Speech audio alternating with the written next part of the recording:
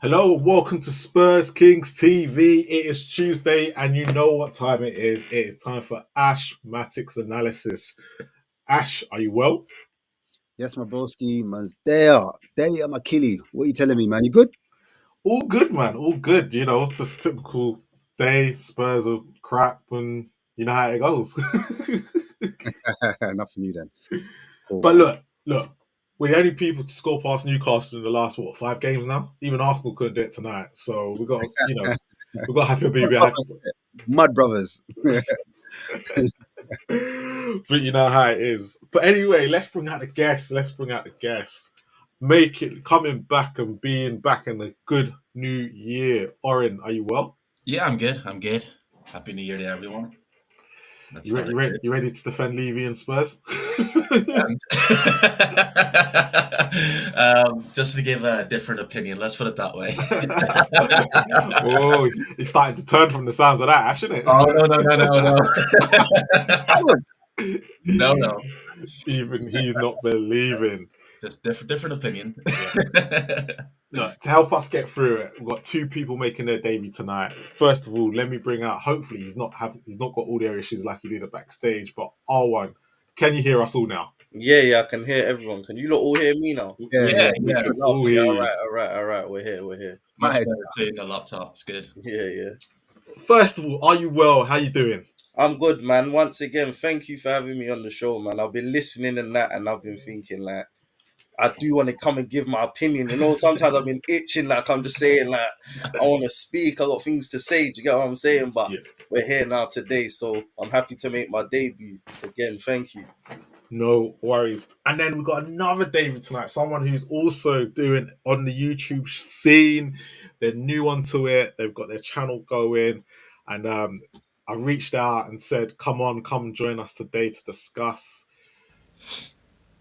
Jay from the Hotspur Cave, you there? Hey, he really is in the cave, bro. Yeah. What's going on? Proper Spurs trenches, isn't it? Bro, don't worry, I'm the same, cuz look. I need to turn my screen black too, bro. It's Wait, for some reason I can't hear anyone. Can you lads hear me? Yeah. We can hear you. just can't see you, bro. We just can't see you. You can hear me. Yeah. Well, we can't Let see me you. drop and come back. Maybe Yeah. I think it's Cool. Let me drop and come back. Cool. So let's get into it, right? So the Newcastle team sheet came out, Ash, on Saturday.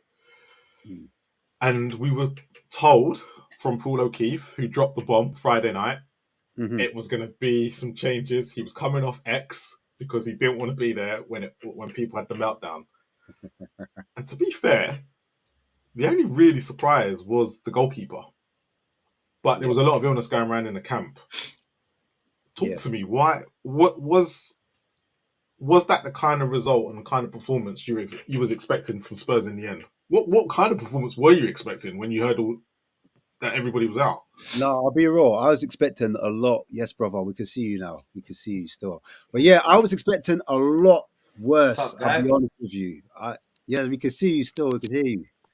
Yeah, man, I was expecting something crazy. Like, in terms of Austin, you kind of knew that was going to happen because I remember we broke it on our show last week. We said, "Wow, there's a few illnesses running through," and that I think it was Mike. Yeah. Take your headphones out. Mike's taking headphones. He can hear us. I don't think he can hear us. Yeah. Take your headphones out. Yeah. Take the mic out. Yeah, cool. Yeah. So Yeah. yeah, bro. Going back to it, I wasn't that surprised because I kind I of still can't hear anything, boys. You can't hear nothing. Oh, that's crazy. I'm not sure what's going on. I still can't hear anything, boys. Can't hear us. Yeah. Is it your mic? He might need to reset his permissions. Yeah, but he can't hear us. We're gonna have to put that in. Yeah. Maybe it's his mic. It might be his mic. Oh, yeah, quick substituting, isn't it? Yeah. Let's substitute him in. Yeah, no, you know what? I was thinking we're gonna get battered slightly because I thought obviously the man are ill. We got a few injuries out as well. The goalkeeper's new. He's all young and looking nervous and that. Like he looks like Austin. I'll be real with you. He looks like one of those good boys, like a good you. You know what I mean? Coming from a good home. Like, and he looked nervous, bro. And I was like, yeah, them man are ready to eat. You get it? So when I looked at it, I was like, oh man, this is. But when we actually started playing, bro, I was like, okay, it's not that bad. The first few minutes, anyway, bro. But that was my initial reaction to the game when I first saw the lineup, when I first saw the goalkeeper, and the rest of it. When I'll bring you into it quickly. When you saw the lineup drop on Saturday, and there was Austin, and there was rumours that other players were also ill in the team, what was you kind of expecting? What was you kind of expecting from the game? I'm gonna be honest. By the time that the team sheet had come out, we already heard that people were ill, etc. But I had really got my head around it that the team wasn't gonna be that strong anyway. So even then, the players that I was expecting wouldn't have been playing. Did play like Dragisine, Archie Gray, like they did play as well. So when the team did drop, I was, that's what I was expecting to see. Obviously, Austin was a surprise. Well, not a surprise, but we never seen him play before. Obviously, had a good performance and whatever not. But yeah, initially when I saw the team, it wasn't too far off from what I expected. So in terms of the result, I think what I saw on the pitch, I was happy with because in under the circumstances, I think the players did make a good account of themselves at a time when really I expected Newcastle to just kind of just run right through us. So in that sense, I'm kind of I give them that. Oren, I'll come to you next before I bring George in. So what was like the lineup? Obviously, there was sickness. Then there was a sickness bug going around the camp. A lot of Spurs fans were predicting actually we were going to get smashed in the end. But when you saw the lineup drop, was any part of you confident, or was you just saying we just need to get through this unscathed and not get battered? I was actually excited because like Austin got his debut, and like Burville was starting, and I thought that's cool. That's going to be exciting to see. Like, and that to me, like any Spurs game watching right now, I don't go into it thinking that Spurs are going to win. I just know that I'm guaranteed to see the players now fighting and battling and putting up a good performance, not letting their head drops, no matter if they're sick, no excuses. And that's what I saw. And yeah, I think a lot of the media and pundits were saying how Newcastle will batter Spurs and everything else. But yeah, I actually believe that Spurs could have even got a draw from the match. So yeah, I was just more excited. Like I didn't have it at the moment because of the injury crisis and what Spurs are doing. I'm expected to see players just play good football and fight, and that's what I'm seeing. So yeah. George, bring you in. Obviously, lineup dropped.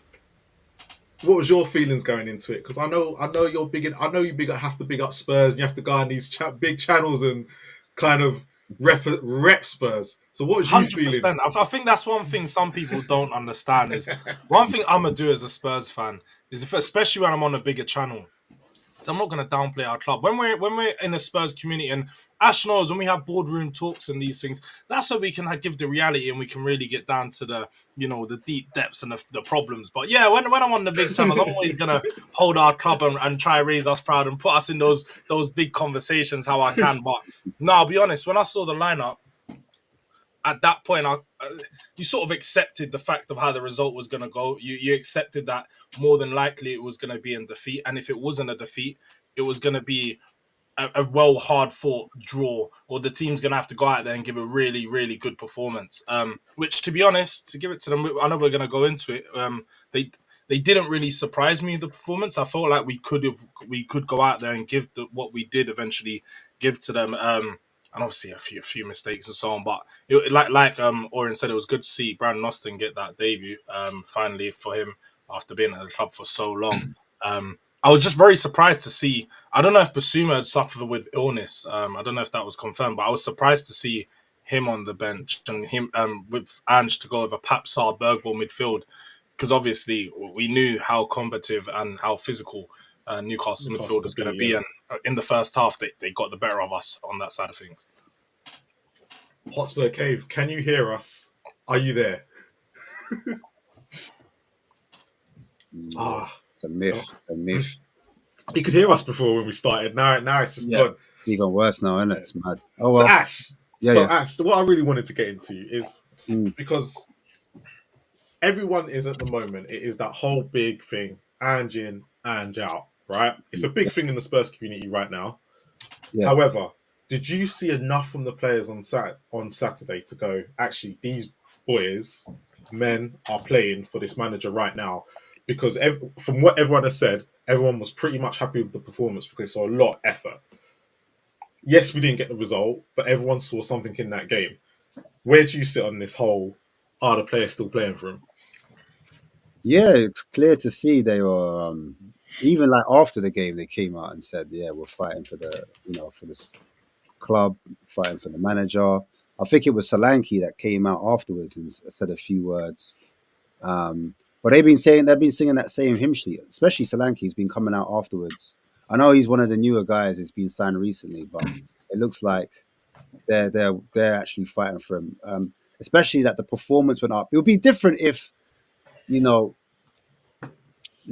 lost and the fans started booing. The fans weren't booing, and I think the players gave the fans something to kind of not cheer behind, but get behind essentially. And I think that was the overall feeling. And I saw them man in the boardroom upstairs, in their seats in the south stand. Yeah.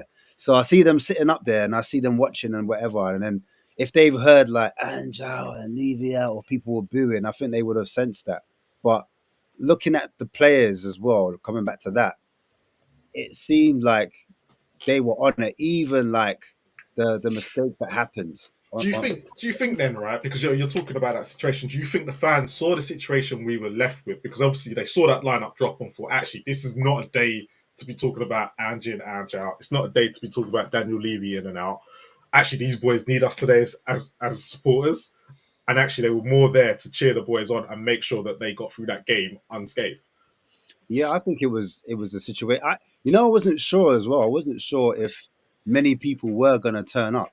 Do you know what I'm saying? I wasn't sure because it was a cold January, just after Christmas. People broke, whatnot. But the boys put a performance up. It just seemed like, yeah, they were playing for Ange, in my opinion. I think everyone wanted to put that kind of. Some people are quite sick of it, to be fair. Like when it comes to this Ange in, Ange out debate, people don't want to be involved with that. And there's a lot of fans as well. They're actually in the middle. They're kind of undecided. But actually, like me and you, sitting on the fence, getting our splinters. Pause. Hey, listen, man's asses. Hey, listen, let me bring on the next guy. Go on. Can you hear us? Hotspur Cave. Are you there? Can you hear us? Yeah, I can hear you now, boys. Good, we can hear you. Say less, bro. Say less. But Go finish up, Ash.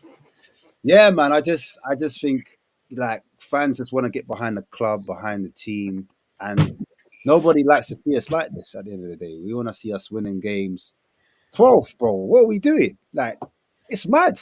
This is relegation. Hey. So yeah, we need to fix up, bro. That's basically what I'm saying. I want to bring Orin in next. I'm going to go Orin, George. I'll come to R1 and then I'll come to you, Hotspur Cave, on this playing for the manager. Orin, obviously you heard what Ash has said. You were quite similar in your intro. You thought, there was a lot of effort. Are these players still playing for the manager? And are they getting any better at playing this style of football? Yeah, they have always been. Like, this whole Ange in, Ange out has all been created by the media. The media enjoy creating that. They show all the statistics and, this is relegation playing football, but they lift out the context of being injuries. Spurs have so many. Look at Arsenal. Arsenal have missed Saka and they've pretty much lost.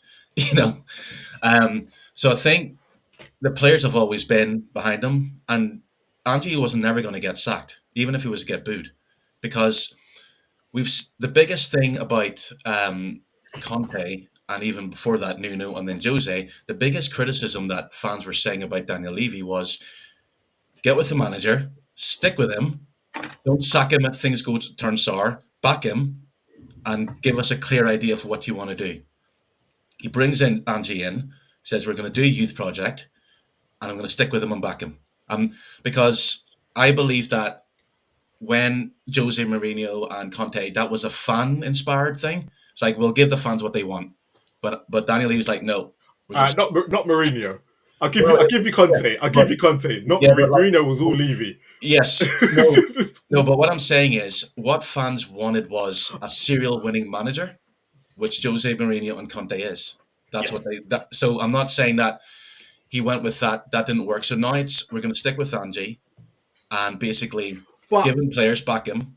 But so just on that thing, because you just said back him, a lot of guys who are Ange in are actually currently saying that the board are not backing him. It's their fault why we're in this mess and why we've lost 10 games.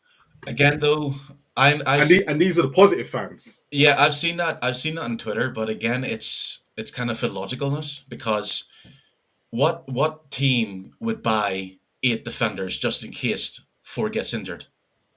It's not buying 8 defenders. It's not buying 8 defenders. We have to be honest here. We all knew, and we've identified from prior to even Dragusin.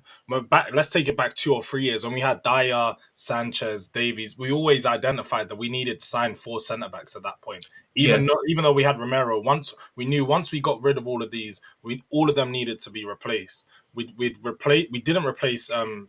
replaced Dyer with Van der Ven, and then Sanchez with Dragusin. But then we didn't bring anyone to replace Ben Davies because he wasn't supposed to be part of this squad as much as he is at the moment. He's just sort of been now shooed in because he's now the centre-back option. How have we got a left-back that's been at the club for 10 years now being the third centre-back option? It doesn't make sense. But he played as centre-back when Conte was there because he played as a back 3 and he was really good in that position.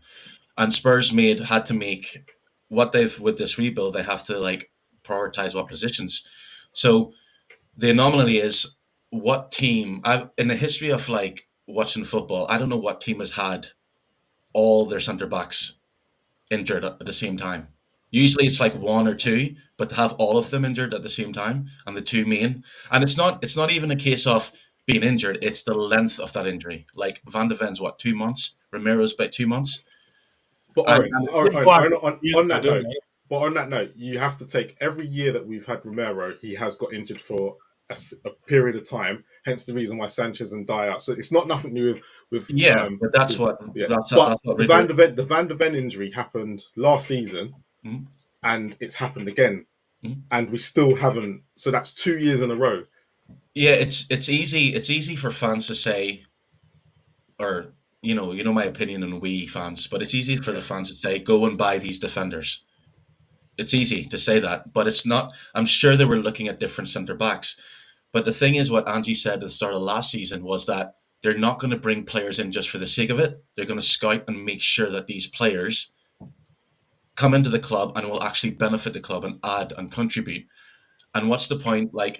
You also have to bear in mind as well that if you have a couple of defenders, and yes, they get injured or whatever, then what happens when Romero comes back and Van der Ven comes back? So I think those players have played well. Then you have Spurs will address this. I think in January they are looking for a centre back, so they will address this issue. And that's the thing. I think a lot of fans are quick to Yeah, but isn't that 6 months too late? Because it's not. It is now because it's great to think. Yeah, but Van der Ven got injured roughly around the same time last year. And look, the football we play, right? There's nothing against it.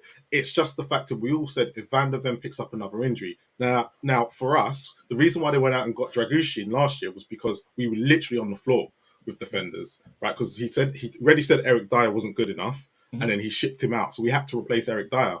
So, is it a case of, if you knew from last year, would you not prepare for that, for the eventuality that Van der Ven could get injured again? And he has now. So didn't Dyer leave in the January window though? Yeah, he did. So, but Dragusin came in. Yeah, so therefore it's Ben Davies is also injured as well. It's just life, But we shouldn't be relying on Ben Davies. That's where the issue lies, though. It's not relying on Ben But Davies. for me, do you know what I would say though? At the same time, it's kind of true that we did have. At the start of the season, there was 6 centre backs.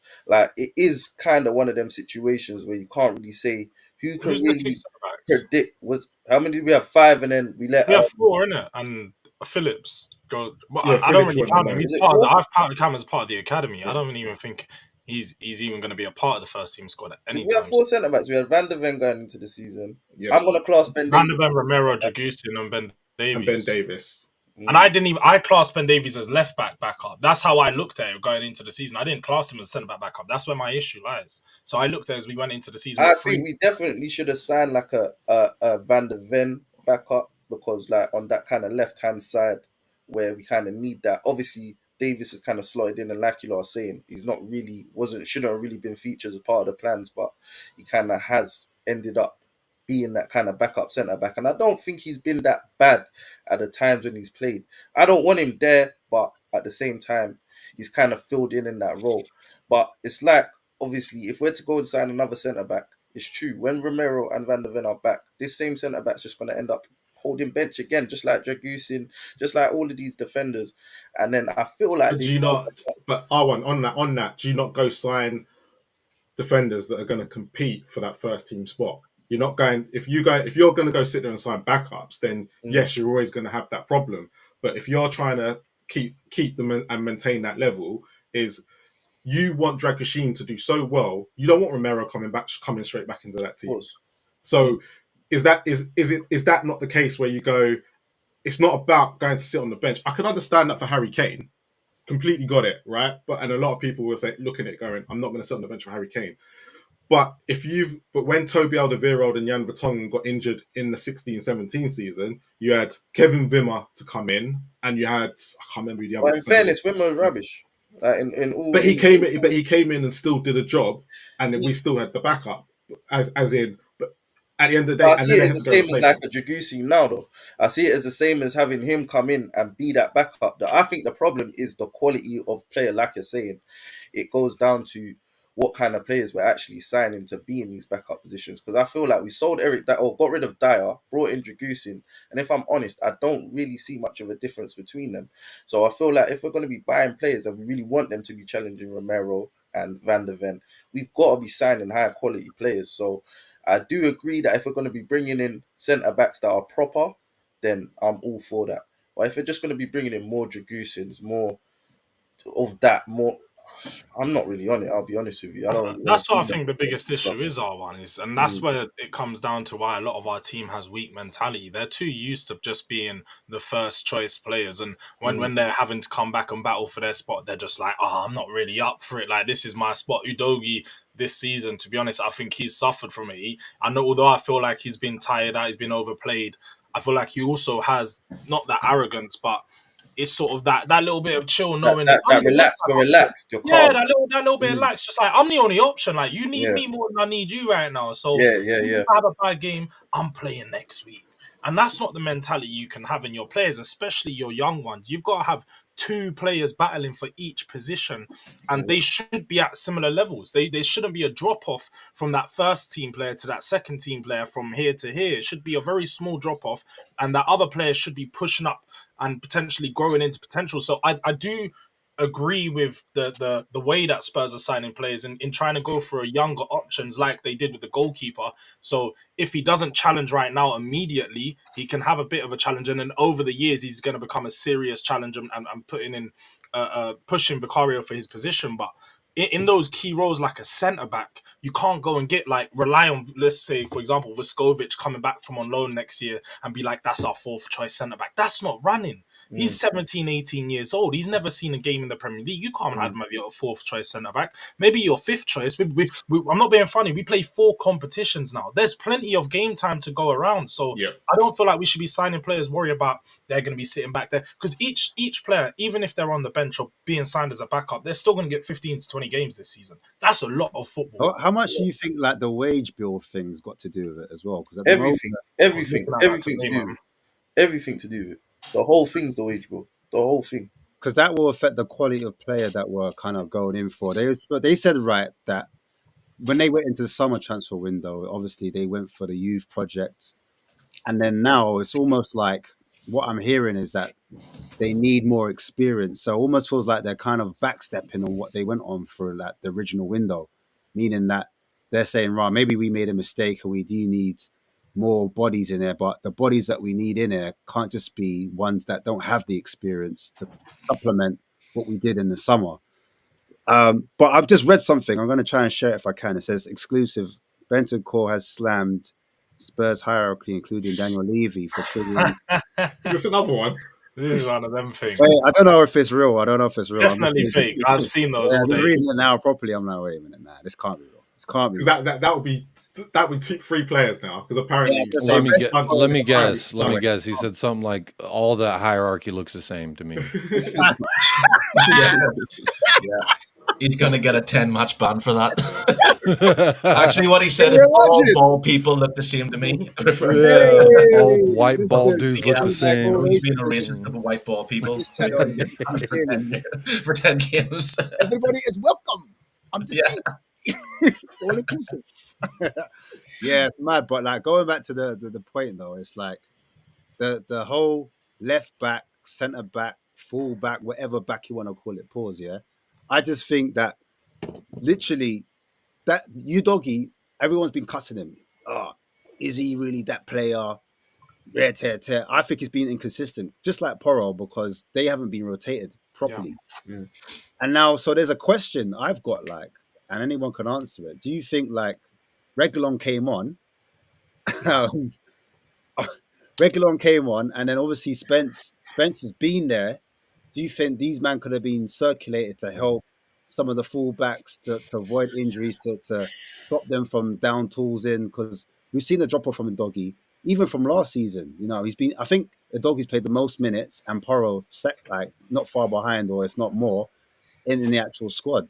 Do you think that we could have rotated a bit different? And just to add to that question, do you think it's a coinky dink now that Spence has kind of come back in the team that Porro probably has the best game of his life on Saturday at the weekend? Not really. I said from the start of the season I wanted to see Spence play, and it's no surprise to me how he's taken it. Like, I mean, that was the most impressive thing about the Newcastle game, even though, yes, Spurs lost, was the fact that Spence was playing as centre back and he handled it well. You know what I mean? And this is a guy who came into the club, was told he's not the manager's player, loaned out, shipped out twice. Attitude problem. And that's attitude problems. And like, if in a weird way, if anyone is a symbolization of what Ange wants in a player, it's Spence, because he didn't even want him. No, I don't. I've been thinking. You gotta remember that. No, I've been thinking about this. I don't think it's a case of he didn't want him. It was. I almost get a case of Ange was going, right, you're staying at the club. I'm going to push you. I'm not going to play you. And if you're training, want to see your, because Ange always says he didn't get his time, but his attitude never dropped. He still trained hard. He still worked hard, and that's what Ange wanted. He wanted to see that in that player, because Spence could have gone. But he said all that, and then we didn't see him for like 2 months, and then the first time he played was Coventry, and then we didn't see him at all. He got injured in between that. Yes, Spence only got in the team because of desperation and injuries to other players. Yeah, it wasn't a hard work. It wasn't a case of that. Ange was saying a lot about it, but when he was asked, I think just before he ended up playing against Southampton, I believe, Ange went, "He's not ready. He's not this. He's not that." So I listened to all of Ange's interview, and there's not one that he says Spence isn't ready. He did. He did. He did. He actually come out. He did. He come out and said it, because they kept questioning him about Spence, and he went back in and said he's just not ready to be in the first team player right now. Well, maybe and then 2 games later he did play against Southampton. Yeah, well, maybe I think maybe Ange's like referring to, like, because Spence hadn't played in his system until his preseason, so maybe it was fitness, but it doesn't matter now because Spence is playing and he has taken the opportunity with both hands. You know, left back, right back. He's just kept the set down. So yeah, like it's good to see, and it's a symbol that these players are going, right, we're going to prove to the manager that we can play, and yes, it's exciting. Like, I'm looking forward to tomorrow's game. I know we're going to talk about it, but I'm looking forward to tomorrow's game. Louis, I don't care about if Spurs lose.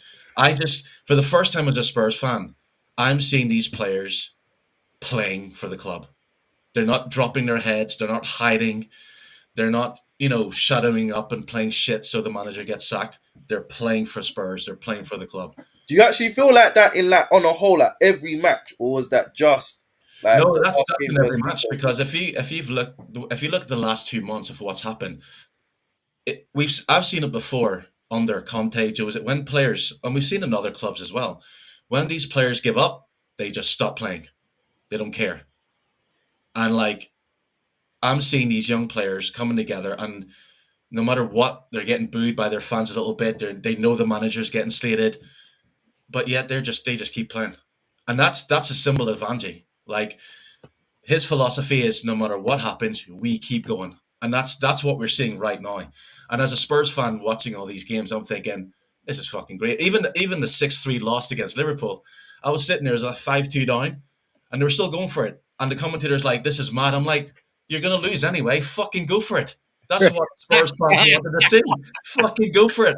I'll be honest, and there's not one world that I can enjoy my team using 6-3 at home. There's not one. It wasn't the fact. It was that they were still keep going. We've seen it before when Spurs have lost, and the fans have came out and says, where was the passion? Where was the desire? We don't care if you lost 6-0. We just wanted to see fight. Spurs they did that. I think that's what I'm saying though. Like, I don't really want to lose 6-0 at the same time. I do want to see that fight. No club wants to do that, but it's what I was watching these players, and like, Spurs could have scored another fourth goal. And that's the key. What I'm saying, my point is that they didn't sit back and go, let's try and protect, defend, and let's not get beaten and save ourselves. It was like, nah, fuck it, let's just go for it. Yeah, no, bro, I hear that. Oren, I hear that, yeah. But what I'm saying is, and I'll bring Jacob on because he's just out here smoking. Yeah, sorry, Jacob. Yeah, welcome, Smokey. Smokey! Big up Jacob, by the way. Technically, Ash, I don't want to be that guy, but technically it's vapor. Yeah, I'm just saying what the package says. 2025, gotta get it right. I just want to know, like, we're talking about performances, and I don't know, like, when you're like playing the big teams, the killer teams, yeah. Supposing you're in FA Cup, and that smaller team, they don't quite get the result. You know what I'm saying? But the performance is right. Are we becoming one of those teams where, like, we're hanging on to performances? Why do you think what's the stats, Marlon? Is it 8-2 or what was it? 11 and 1? Like, I know we haven't won at home since November. So we haven't won at home since November, and it's 2-11. Yeah, 2-11, I believe. 2-11. Why do you think? What is that down to? Do you think that we've had all these poor results? Is it just players missing, or do you think it's down to the squad numbers, like the actual players itself? Do we need to improve in that area? Is it the actual manager? Does he need to maybe tweak here and there? Like, what are your thoughts, bro? What do you want to say, man? Sorry, I was on mute. I think it's really a collective failure, if you will. I mean, if you class this as a failure right now, I still think we're in 3 of the competitions that I actually legitimately had hope for in the summer. And the league position for me was always kind of like, I'll take 13th in a cup. I'll take 12th. So a lot of people have different standards, and we did talk about that on Durag Diaries the other day, as everyone has different standards, right? Like 2 wins and 11. I like to apply contextual evidence to numbers and facts that people want to bring up. That's just me. Some people don't. They want to say, oh, it's, you're not supposed to run a stop sign, but, rules are meant to be broken. And I think that you could add some contextual evidence as well why I ran that stop sign officer. Because for me, like, when we had our healthy center backs, we still capitulated versus Brighton. When we had healthy so-and-sos, we still lost to these teams or drew to teams that we shouldn't have. And to me, that's I fault the players first and foremost, because they're the ones who kick the ball, number one. And then number two, they're the ones who are supposed to go out there and apply the philosophy and the tactics that the manager has set forward all week in training. So again, I'm going to go back to this whole hands in his pockets. If you're one of these weird body language dudes, you get a different hobby, because watching a man's hands where they are, and that's going to dictate, oh, his eyes, oh, he looked down when he answered that. Shut your ass up. I don't know, maybe it's just a cultural thing. Here in America, we know freedom of speech, and I'll do and say whatever the hell I want. I'll put my hands in my pockets. I'll look at the ground. I'll turn around and answer your question. I'll do whatever I want. So maybe it's just culture. I don't know. But for me, there are times in which I feel like Ange got the subs wrong. Too late. I would have wanted this. I would have wanted that. But that's me. I'm a fan. I'm a dude who hasn't coached for 30 plus years, professional athletes. So again, I play FIFA. I could give Ange my FIFA opinion. Oh, at the 53rd minute, I would have brought on this player and that player and subbed on this one or done. But there are things that I blame him for. How did it take him this long to identify that Timo Werner was trash? It was like he was just as trash that match today, or whenever he called him out, right? He was just as trash that match as he has been since he's been here. So it's like, was it just the straw that broke the camel's back? So there's a bunch of questionable things, I think, from his end as well. But in regards to the tactics, I don't really see a problem with it. I see it as I look at the first 2 consecutive losses that we had of this season versus Newcastle and versus Arsenal, and in 180 minutes, the tactics created 36 chances. And what did we do with that? 1 own goal off of Dan Burn. So to me, that is an inefficiency in the final third. And at that moment is when I was like, okay, if we can create that many chances and we concede that many chances, you just got to be 15 to 20% efficient. Now, I'm not a mathematician. It was just a rough number I threw out there. But contextually, when we've been 15 to 20% efficient in the final third with the chances that we've created, we win the game. So I don't know. A front 3 kind of issue. You're saying the front line. I think it's the midfield as well. It's an entire supporting cast. It's like a boat on the water. A leak in the back is going to sink the front just as much as it's going to sink the back. So the reason why I asked as well, Marlon, you can jump, you can add on, sorry, if you want. But I was looking at the Newcastle game, and which one? the on Saturday, innit? And I felt like first half they had it, second half we had it, more or less. I don't know, R1, you could disagree, but I thought in the second half we had a lot of the ball in the attacking third. We had the momentum, but I don't think we really created a hell of a lot of openings or chances where we tested their keeper. Like, for example, the chance I remember, really, the big chance I remember kind of landed to Johnson, and he smashed it across the box. And then Reguilon smashed it across the other side of the box. I was like, you know that scene where Bear Man had to do that? That was literally... And then the other chance was when... Brennan Johnson hit the post, right? Yeah, that's what I'm saying. Yeah. Shot from distance, and yeah, Johnson hit the post. So the 2 of our biggest chances landed to Johnson. And then after that, I remember Maddison had a shot from outside the box. Solanke had a few headers, but it was down like literally the keeper. How many of these games do we have this problem, Ash? And this is why I think the biggest problem is right now. And I know a lot of people focus on like, yeah, we need defender. I've said like I agree with what like the team's going with right now and trying to focus on getting an attacker, because the amount of games we've lost because Johnson, the best chances fall to Johnson, and he just can't put the ball in the back of the net. And we've identified this from such a long time ago that he's not crucial to our play. If you look at the stats with him playing versus him not him starting versus him not starting, we win a hell of a lot more games without him in the team. And that literally that chance epitomized everything about him. Like they all tried to pass the responsibility in front of goal. No one wants to be the arrogant player. No one wants to be I am him. They don't want to do the Cole Palmer and take every chance to themselves and be like, I'm going to create this moment. I'm going to make this game about me. No one in our team wants to do that. And when you don't have players with that ego in that front line, you're always going to lack that conviction. 100%. I think it wasn't a cross. It wasn't a shot. He didn't know where it was. The ball come to him, and because he's not used to those moments, he's not used to being, in those clutch moments where you have to do something big for your team. George, he's just there and he's just trying to... Sorry, just a quick question on that. If you look at Ange's history with when he's been at Celtic and other teams, he never has that sort of arrogant player in his team.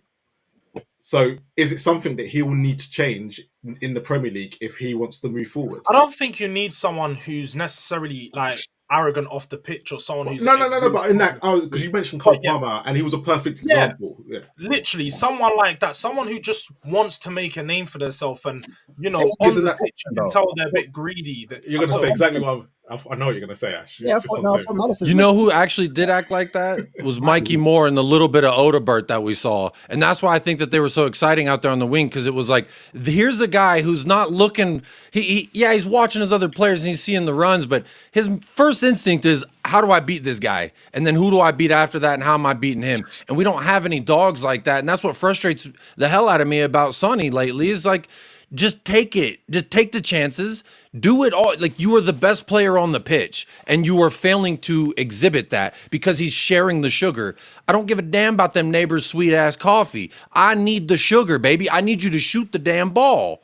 Just why has he not shot the ball? But then I feel like that's two things, because then that's like kind of in a sense where that kind of goes back again to what I was mentioning earlier about things like recruitment, where we don't have that X factor player that's going to come in and be able to, like you're saying, be a Cole Palmer or someone that just wants the ball, wants to show off, wants to just got chest. Like, you're just, once you're there, Son should be that. He's got that talent. That's why you wanna. But to be fair, like, even at this point, we need other players to step up and do it now. Like, Son's had his time, he's done his thing, he scored his goals, whatever he's gonna do, he's done.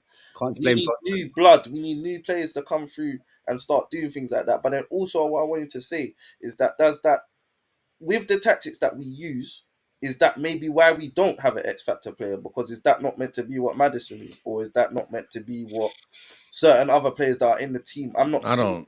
I feel like I don't think Madison's that X factor, by the way. For what it's worth, I'm not Madison's biggest fan. I don't hate Madison. I think he's, you know, he's just got cockiness. So like I could see the natural translation where it's like he's got that bravado about him where he should be able to do it, but doing that over 90 minutes is never something he's done in a Tottenham shirt that I've seen. I agree with that, but then even when I look at last 10 games, can nobody be that then? Because even I think the players that can be that are the wingers, because the wingers are put in the positions where they're gonna get the most touches on the pitch. They get the most chance in front of goal. The Ange system thrives off the wingers being the best players. So if you have a touchline winger, and I mean a pure touchline winger, our play will play, like, literally all of our attacks are going to go through that one player, because we're going to get the ball to them and be an outlet, and he's going to drag the team up the pitch where we can then learn to retain the ball. But without them, or without that type of player, we get the ball out to Brennan Johnson, get it out to Timo Werner, and they're anti-football players. You see where it is, George? I feel like we've got two problems there, because I feel like with Odebert, let's just say Odebert and Johnson, I feel like they're two complete polar opposite wingers, where Odebert's the type who's going to attack his players, he's going to go at his fullback, he's going to try and skill him up and do all of that. Johnson's not on any of that. I believe Johnson's a guy, he just needs 2 touches to do whatever it is he's going to do. Just give him 2 touches to do it, and that's it. Don't give him too much time. Don't let him think about stuff too much. It's just quick, bang, bang. That's what I feel like. So, go on, so finish it. Go on, sorry. Because I was going to say, if we got both of those kind of situations, don't we need a kind of a blend, somebody that kind of brings both of that together? Because I feel like we can't just have Odebert's supposed to be. These players, because when I watch him, I wasn't seeing enough natural. I prefer Mikey Moore, if I'm going to be honest. When I was watching Mikey Moore, although maybe he wasn't as quick and rapid as somebody like Odebert, I feel like his end product was always much better. Like, I feel like every time he got to that final area, I had the desire. I believed that he was going to do the right thing. I believed he's going to make the right choice. I believed that the ball's going to get to where it needs to get to. I believed that the shot's going to be on target. Things like that. Like, it just, with Odebert, when I was seeing him doing all what he was doing, I'm thinking the cross is going to be rubbish, though, or the shot's going to be rubbish. At the end of can I speak about something? And I haven't heard Oren for a bit, so he can answer. Obviously, we're doing a 1-year extension on Sonny now. And I don't know. What's your thoughts? He hasn't really been that guy for us this season. Well, I'll tell you one thing before we carry on. The South Korean fans are going to be unhappy. They want him. Performance. No, they want Son out of Spurs. Their exact words were, and I remember this a couple months ago, let Sonny go because Spurs are crap. He needs to go win a trophy elsewhere. They are going to be fuming that he is signing a 1-year extension, because a lot of them are sick and tired of watching Spurs. I heard people in London saying the same damn thing, so I don't think it's just South Koreans saying that. So. But yeah, coming back to you, Oren, do you think that was the right move to extend his contract for a year? Does that mean Ben Davis is going to stay now as well? His best friend. Yeah, possibly. Do you think he'll Probably, get? it definitely. Oh, is you saw it, 100%. Sorry, Yeah, Owen. Yeah, go on, carry on. Ben Davis' contract. Do you think these players are worthy of getting a 1-year extension, or should we be looking to upgrade in those positions as well? Well, they can still do both. Song and you give them a 1-year extension, it's not like a 5-year extension. So, like, regardless, next year, I think Song is a good option for him and the club, obviously. And then you have the new young Korean guy coming. Yeah. What do you call him? Hook, I think. Hook? Min Hook. Yeah, like I was watching training videos and Min Hyuk. I swear, like I was thinking Bentancur thoughts because when they showed him and then Song, Yang Gang. you know, I was like, they need to like have the names at the back, and it's not even because he's Korean. The running, the style reminds me of watching a younger son.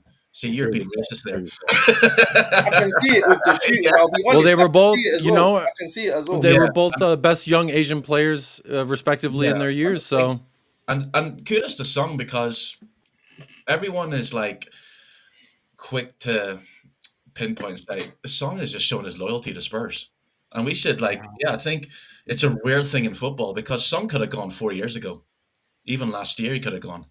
Do you think the system suits on? Sorry to cut you. Yeah, I'm glad you asked that question. That was where I wanted to go with it. Yeah, it does. Because I think the Ange system is really misunderstood because I don't think we've seen it consistently at the top level. What is the Ange system to you? The Ange system to me is pass and move and get the ball up the pitch as quickly as possible. And the wingers are wide, so they'll always have opportunities to take on one-on-one. And if teams drop a little bit, then Song has it, or the two wingers have the chance to get him behind. But isn't Son a winger in that system? And he is because he plays that way. But is Son, is that really his best position out wide, away from the goal?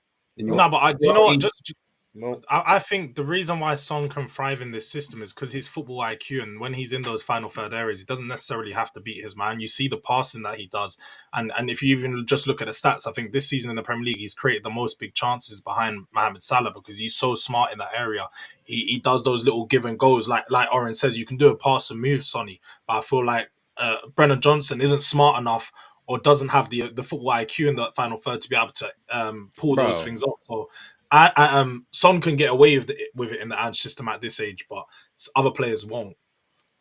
Brennan Johnson just see ball, kick ball. He sees green grass. I play keeper, but if there was green grass in front of me and I'm on the wing for some God-given reason, I'm running into the space. Maybe that's just me. To be fair, Brennan Johnson thrives with Timo Werner, if you notice. More than anyone. Because they both do this. They're weirdly the same, and I hate it. I hate it. They're trash. But what? Brendan Johnson, I think, I've said this before, and I do get the feeling that Brendan Johnson will eventually be a number 9. Like, I think that's... Won't be at Spurs. He was the number 9 originally. He will be at Spurs. And he does play center forward for Wales as well. No, I'm going to stop there. If you look he will not be a number 9 at Spurs. He's not good enough. But... Yeah, I think that's his best thing though, is just finishing the ball. Like, I don't think he's the top scorer right now. You know what, I say that, but he's got no range to his finishing. Like when I look at his finishing, there's no It's all open. It's all the same shot. Nothing like that. It's just and every time he does, I agree with that wholeheartedly because every time he does strike that ball, he doesn't score it. Whenever he just does the open, you open your hip, and just guide it in. Guys, all right, cool. I hear that. Everyone doesn't like Brennan Johnson. Fair enough. But Son.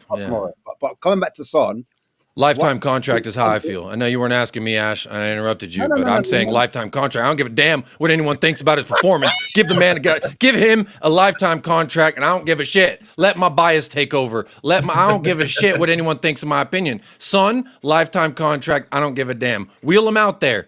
Wheel him out there in a wheelchair. Right, Jacob, so answer me this. Why are people saying he's lost a yard of pace? Why has he not got as many goals as he normally does in seasons before? What's going on with Son at the moment then?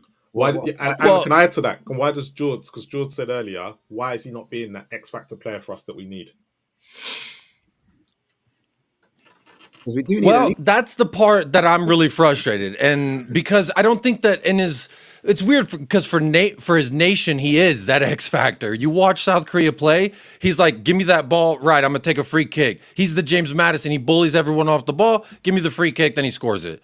Or he's creating, and he kind of plays in more of a central role for Korea. And so honestly, I've always thought that maybe that's where we should drift him to, because out left, if you just want that burning pace, that kickball run type shit, all right, that's not Son right now. And also I want to the lack of that X factor, and that I think is because he's grown to just rely on Kane in that aspect. So last year I forgave him for it. This year I'm actually questioning him as a leader and as a captain of this team, because you have to be that guy. You, in my opinion, you're the best player out there. That's why with Cuti Romero, I hold him to a certain standard as well. And when you as a captain fail.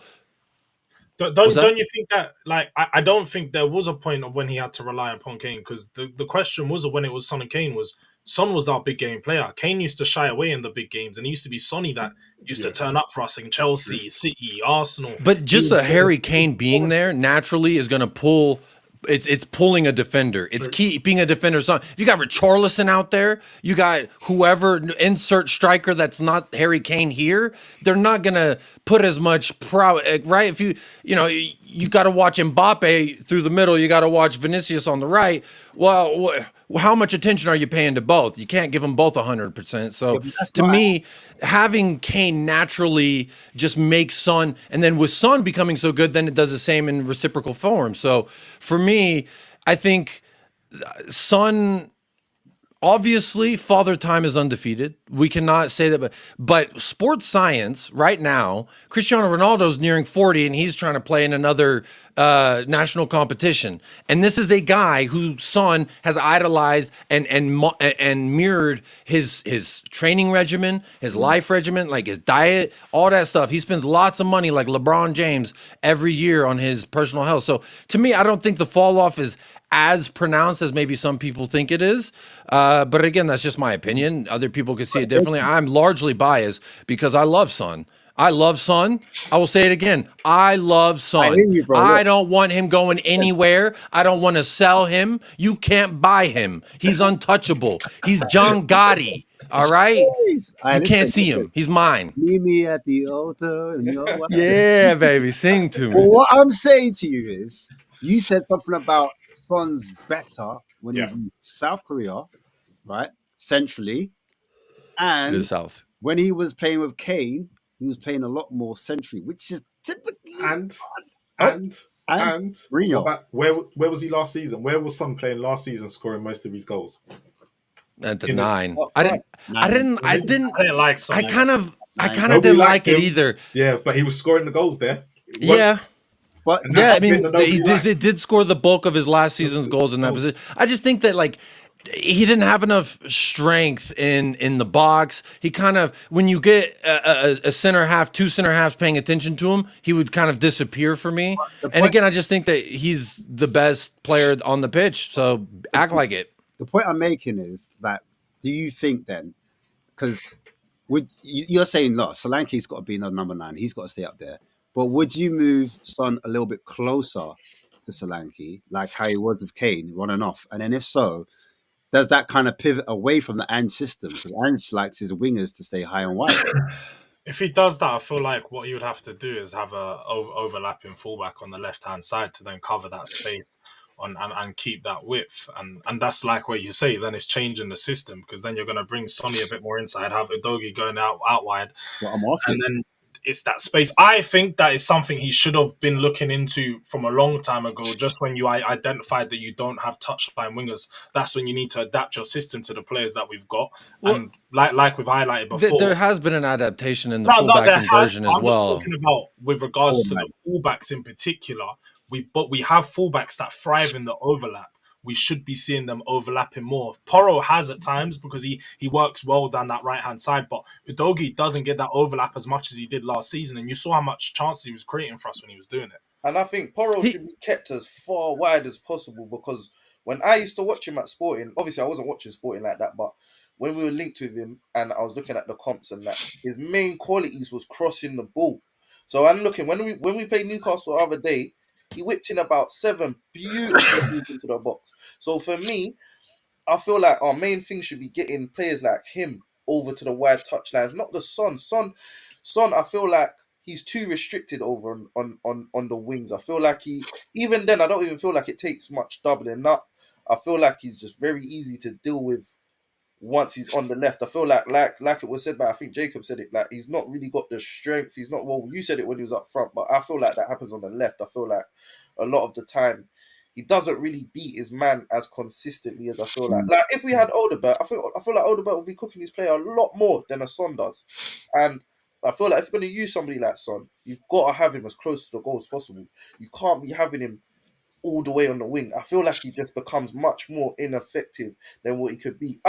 As much as I like Solanke, like he's decent in that, but I feel like Son is still a better finisher than him. I still feel like there's certain balls that could just come across the goal just at random.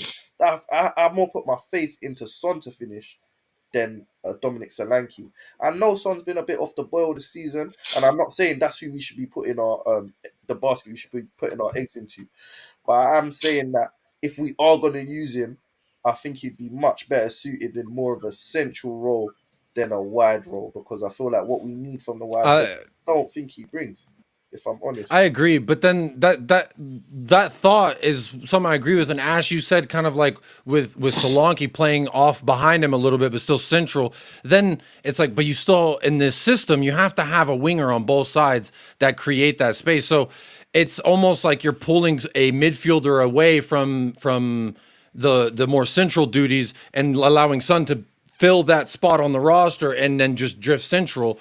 It almost is. It doesn't feel like an adaptation if you do that to the system. It feels like a changing of the system, and I just don't see that happening. Couldn't we have the two of them up front though? If obviously I would say, yeah, preaching. No. I would say this. Look, if I look at how Newcastle played, they played with a front three, just like us. They had Murphy on the right. He was touchline, more or less. Not saying he's a good touchline winger, but he was touchline. Then you had Isak and Gordon. I thought Gordon played a little bit more narrow as opposed to hugging the touchline. I felt like when you look at Gordon, Isak sometimes drops in a bit like Solanke, and then Gordon's that one that runs off him. He's the one that's furthest forward. But Gordon's very clever, because if you notice with Gordon, and I noticed it tonight, and I've noticed it every time he's played. If Isak's up front, he'll hug that touchline until Isak, like you said, drops in. Then he tucks in, because his IQ is so, compared to our lot, is different on a different level. But that's because Eddie Howe's taught him to do that. Where I think, all right, then now we're getting somewhere. So what are you saying? Is Ange can't do that? Ange can't teach the lads. I agree. I don't think Ange is very with the tactics. What I'm seeing, and I know it's just a very shared opinion, so I'm not even gonna go. No, do your thing, bro. Freedom of speech, bro. Listen, I'm the chess, man. All of this, I just go off of what I've seen mainly in 2024, and I've just seen a lot of square pegs in round holes. I just feel like it's just a lot of. It's not about developing the player, because it even just goes back into what I was saying about Son, about maximizing what players and the qualities of the players that you have, or even seeing that maybe something we can't see and changing position, altering little bits and pieces. The most tactical change that I feel like Ange might make in a match is he might not make the fullbacks go into number 10 positions. That's about it. Like, that's about the only thing I can really say that I've seen. All right, maybe he's dropped the fullbacks or kept the fullbacks a bit deep today.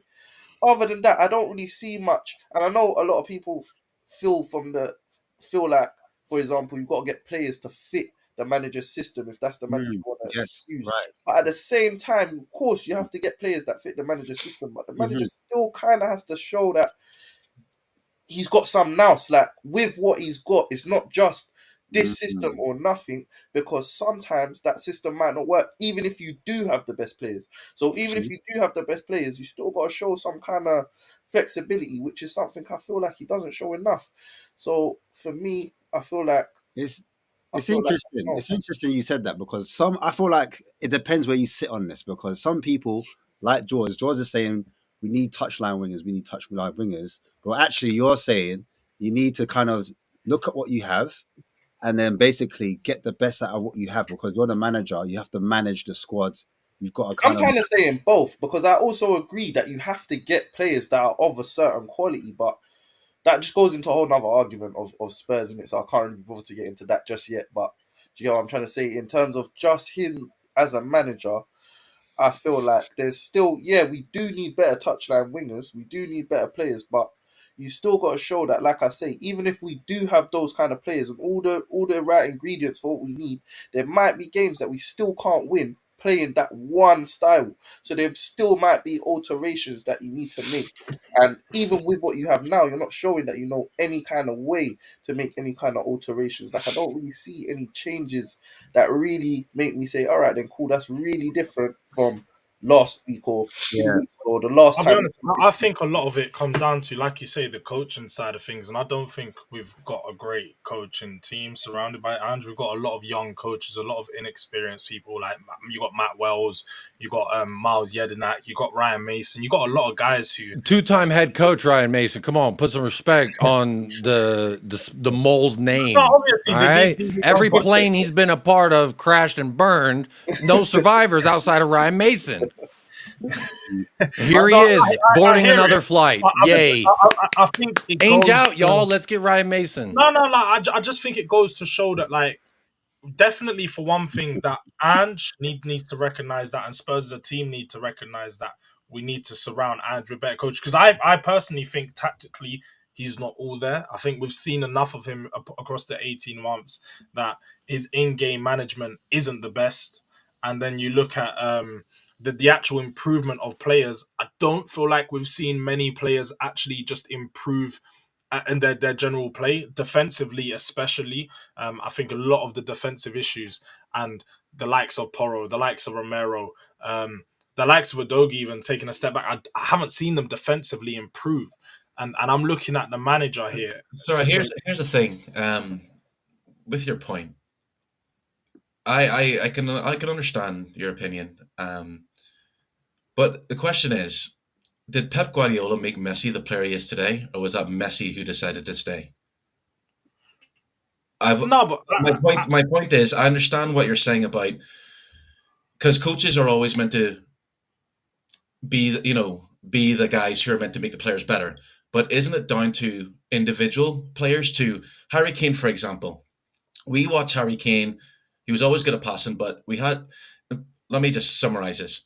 All the great players, when they've been spoke to, Ronaldo would train at 6 o'clock in the morning, be the first on the training pitch, the last on the training pitch. That was him. That wasn't Sir Alex Ferguson. That was his desire.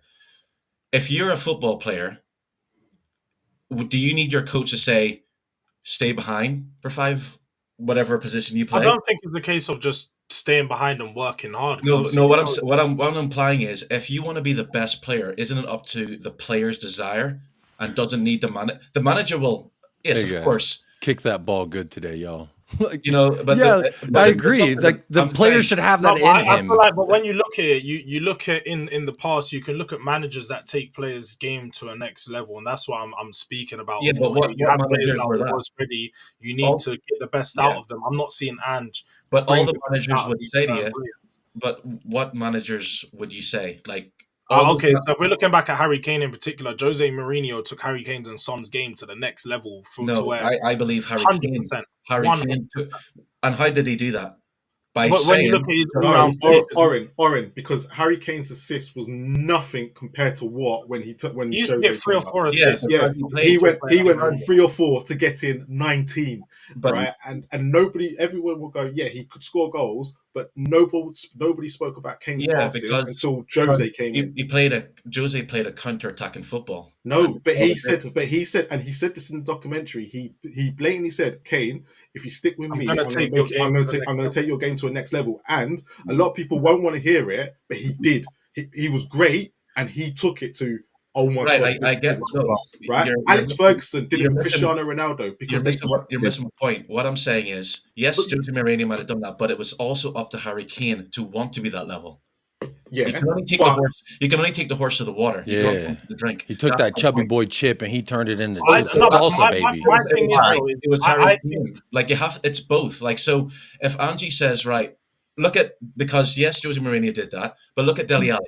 If Dele Alli had taken Jose Mourinho advice and decided, right, I'm going to buck my ideas up, he probably would be still playing for Spurs. I remember he did for a bit. He did for about 6 months until did, we yeah. But that's we the point. realized that he was going through so many stuff Yeah, that he you couldn't It was, continue. it was long, He changed his game but for a while. my point is, yes, a manager's job, but also So, it's like alright, life. cool. It's like life. If I want to be, I used to be a chef. If I wanted to be the best chef, no matter, I could have Gordon Ramsay teach me, but it's up to me to stay extra. It's up So, to me alright, to cool. practice more. Alright, That's the Warren, point.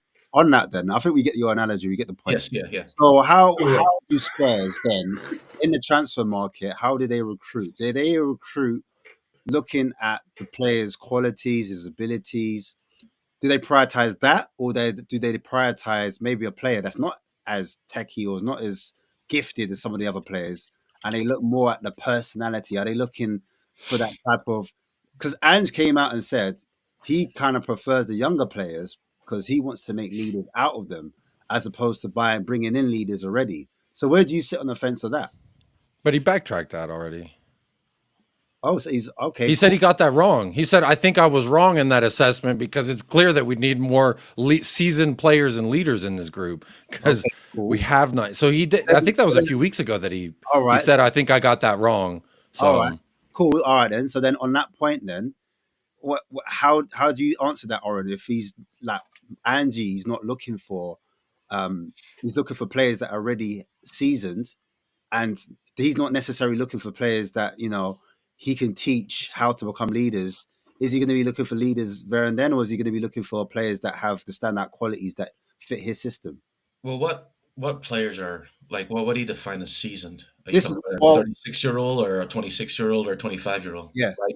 So, like players that have had 2 to 3 seasons experience in the top league. In the top league, yeah. Well, that's the case that is needed. But Ange, I believe he's saying that, and we're thinking I believe he's saying that experienced players to replace the current experienced players like Bissouma, Bentancur. He's looking at those players now and going, right, Thibaut Warner, he's looking at those players and thinking, right, we need an experienced player for those to replace the experienced players because he's never really slated the young players. So yes, I do think that Spurs will be looking to get maybe a couple of experienced players to experienced players who want to work hard. Like Marlon, like we were both in the sort of agreement with Conor Gallagher, but now we can see why Ange wanted him because he would have been an experience. He's not glitzy. He's not like I'm going to do backflips or whatever. But what he is, he's a hard-working player, and he'll continue. Right. He's a drive forward. So yes, yeah. Let me take it forward, and anyone can answer this then. Obviously, George has talked about touchline wingers. We've been linked with a player that is not a specialist. He's a player that's more, so I don't know how to describe it. Would you say fluid? Would fluid be the right word, or a player that can do it all? So, I feel like he's what are your thoughts on Kolo Muani at the moment? Because he's a player that plays striker, left wing, right wing. He can play across the front three, as opposed to what most fans want, a specialized touchline winger that can beat a man on the outside. Like, where do we sit on this? Is this the right type of signing, or are they making a mistake? Is this Ange? Is this Ange signing? Is this an Ange signing, or is this a board club? This isn't Ange signing at all. I think you just have to look at all the signs to see that this is a Tottenham board trying to take them advantage of an opportunity. Is it even real? Yeah. Thank you. Is it real? He's not at all a player that fits in our system. If you just watch, we want to get a loan. He's not a number 9. He's not a winger. He doesn't start at the team he was at. That's what I wanted to ask. Like, what's his problem? Like, why does he not play at PSG? Like, what actually happened? He doesn't play. He's been frozen out of the squad after being signed because he's not good enough. So basically, when he came, he was the heir to Mbappe. Now, whether he could handle that kind of pressure, being 95 million euros, is another question. We can all debate that. But at this current time, he's playing with Barcola. Barcola is in his position. Well, he can play left wing because Kolo can play left wing or right wing. Obviously, Due we were looking at. Due also plays left wing, right wing. Do you know what I mean? So that's another player. Dembele.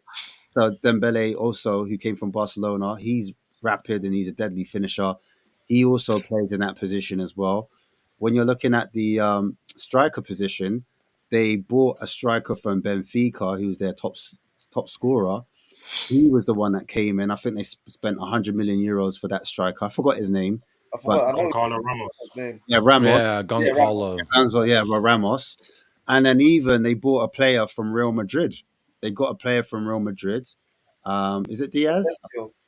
Asensio, that's it. Asensio, he came in as well.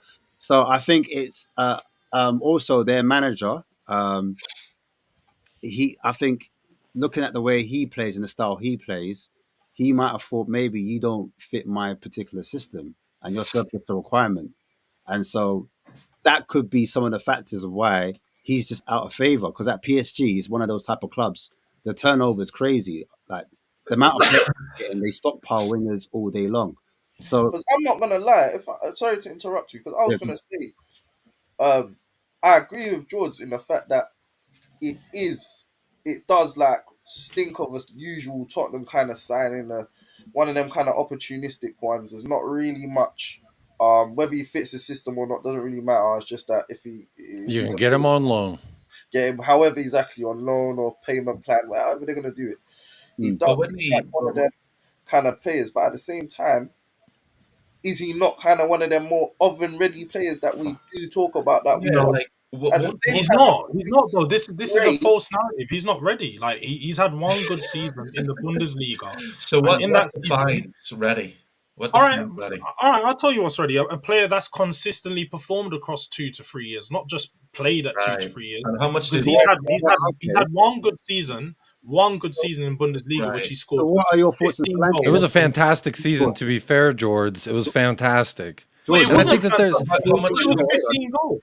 No, George, what's your thoughts on Solanke? Well, but he had like 12 assists as well in the Bundesliga itself. I think he had one more appearance than GA or something like that. Jacob, hold on. I want to hear what he answers. What's your thoughts on is Solanke ready then, or are you not happy? I didn't. I said when Solanke come in, he's not a striker ready to score 20 Premier League goals. No, he's a striker that's coming to compete, and he might get 15, 16, and that's why Spurs are looking at bringing in competition for him, because I think they've realised he's not going to bag us and he's not going to be the Kane replacement. So you need 2 players. This guy, the whole front three. They could have never looked at him.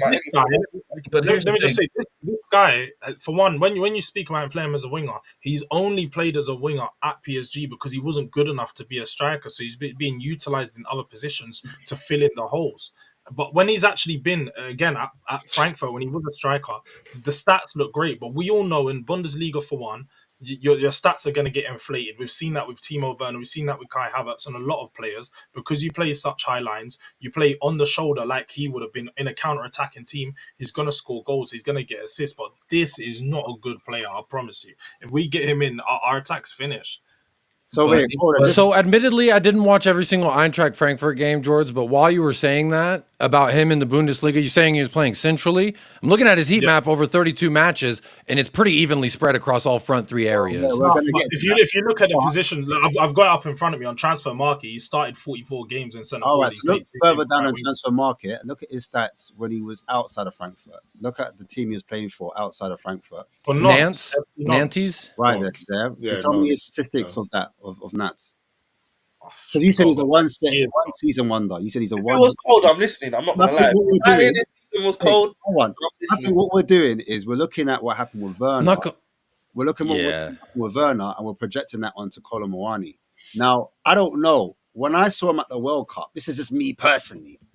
I was like, "Who is that?" There's a baller. I said, "Wait, who's just come on?" But I had to research. Who's this guy?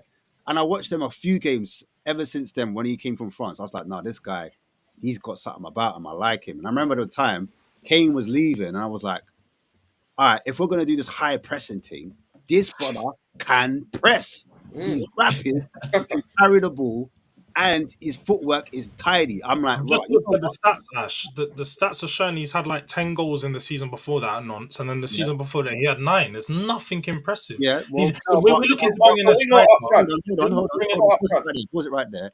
When he was playing for Nantes, he wasn't just playing forward; he was playing right wing. He was playing. I'm seeing right now. He's played 30 in one season. He played 32 games on in the striker, and then 5 he started on right wing. He's playing as a striker. He's being utilised on the right here and there. Well, how old was he on that position when he was coming up?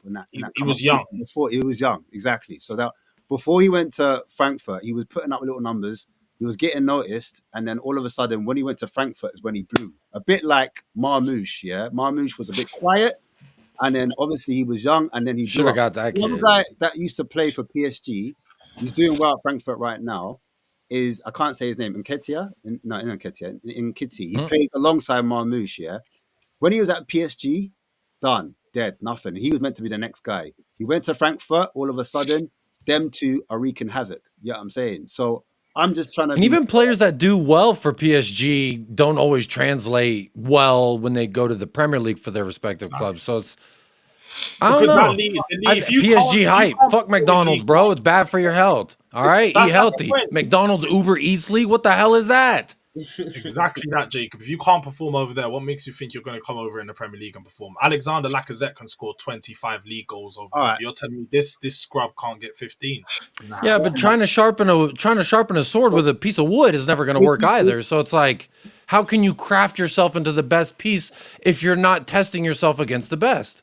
No, And you saw him at the World Cup versus the best. He looked like he was pretty damn The good. World Cup's not a good like barometer to measure. But I'm pairing what I saw in the World Cup, and I did see him with Eintracht Frankfurt that year. Basically, And limited. Obviously, I didn't watch every single one of their games. I'm not a Bundesliga supporter like that, but I had seen him play for Eintracht Frankfurt, and it's just from a quality, like a traits, and I thought I saw some good things there. But again, I mean, it's just me and my two eyes, right? But he looks like a good player. He looks like he has some good qualities, some good traits. He has pace.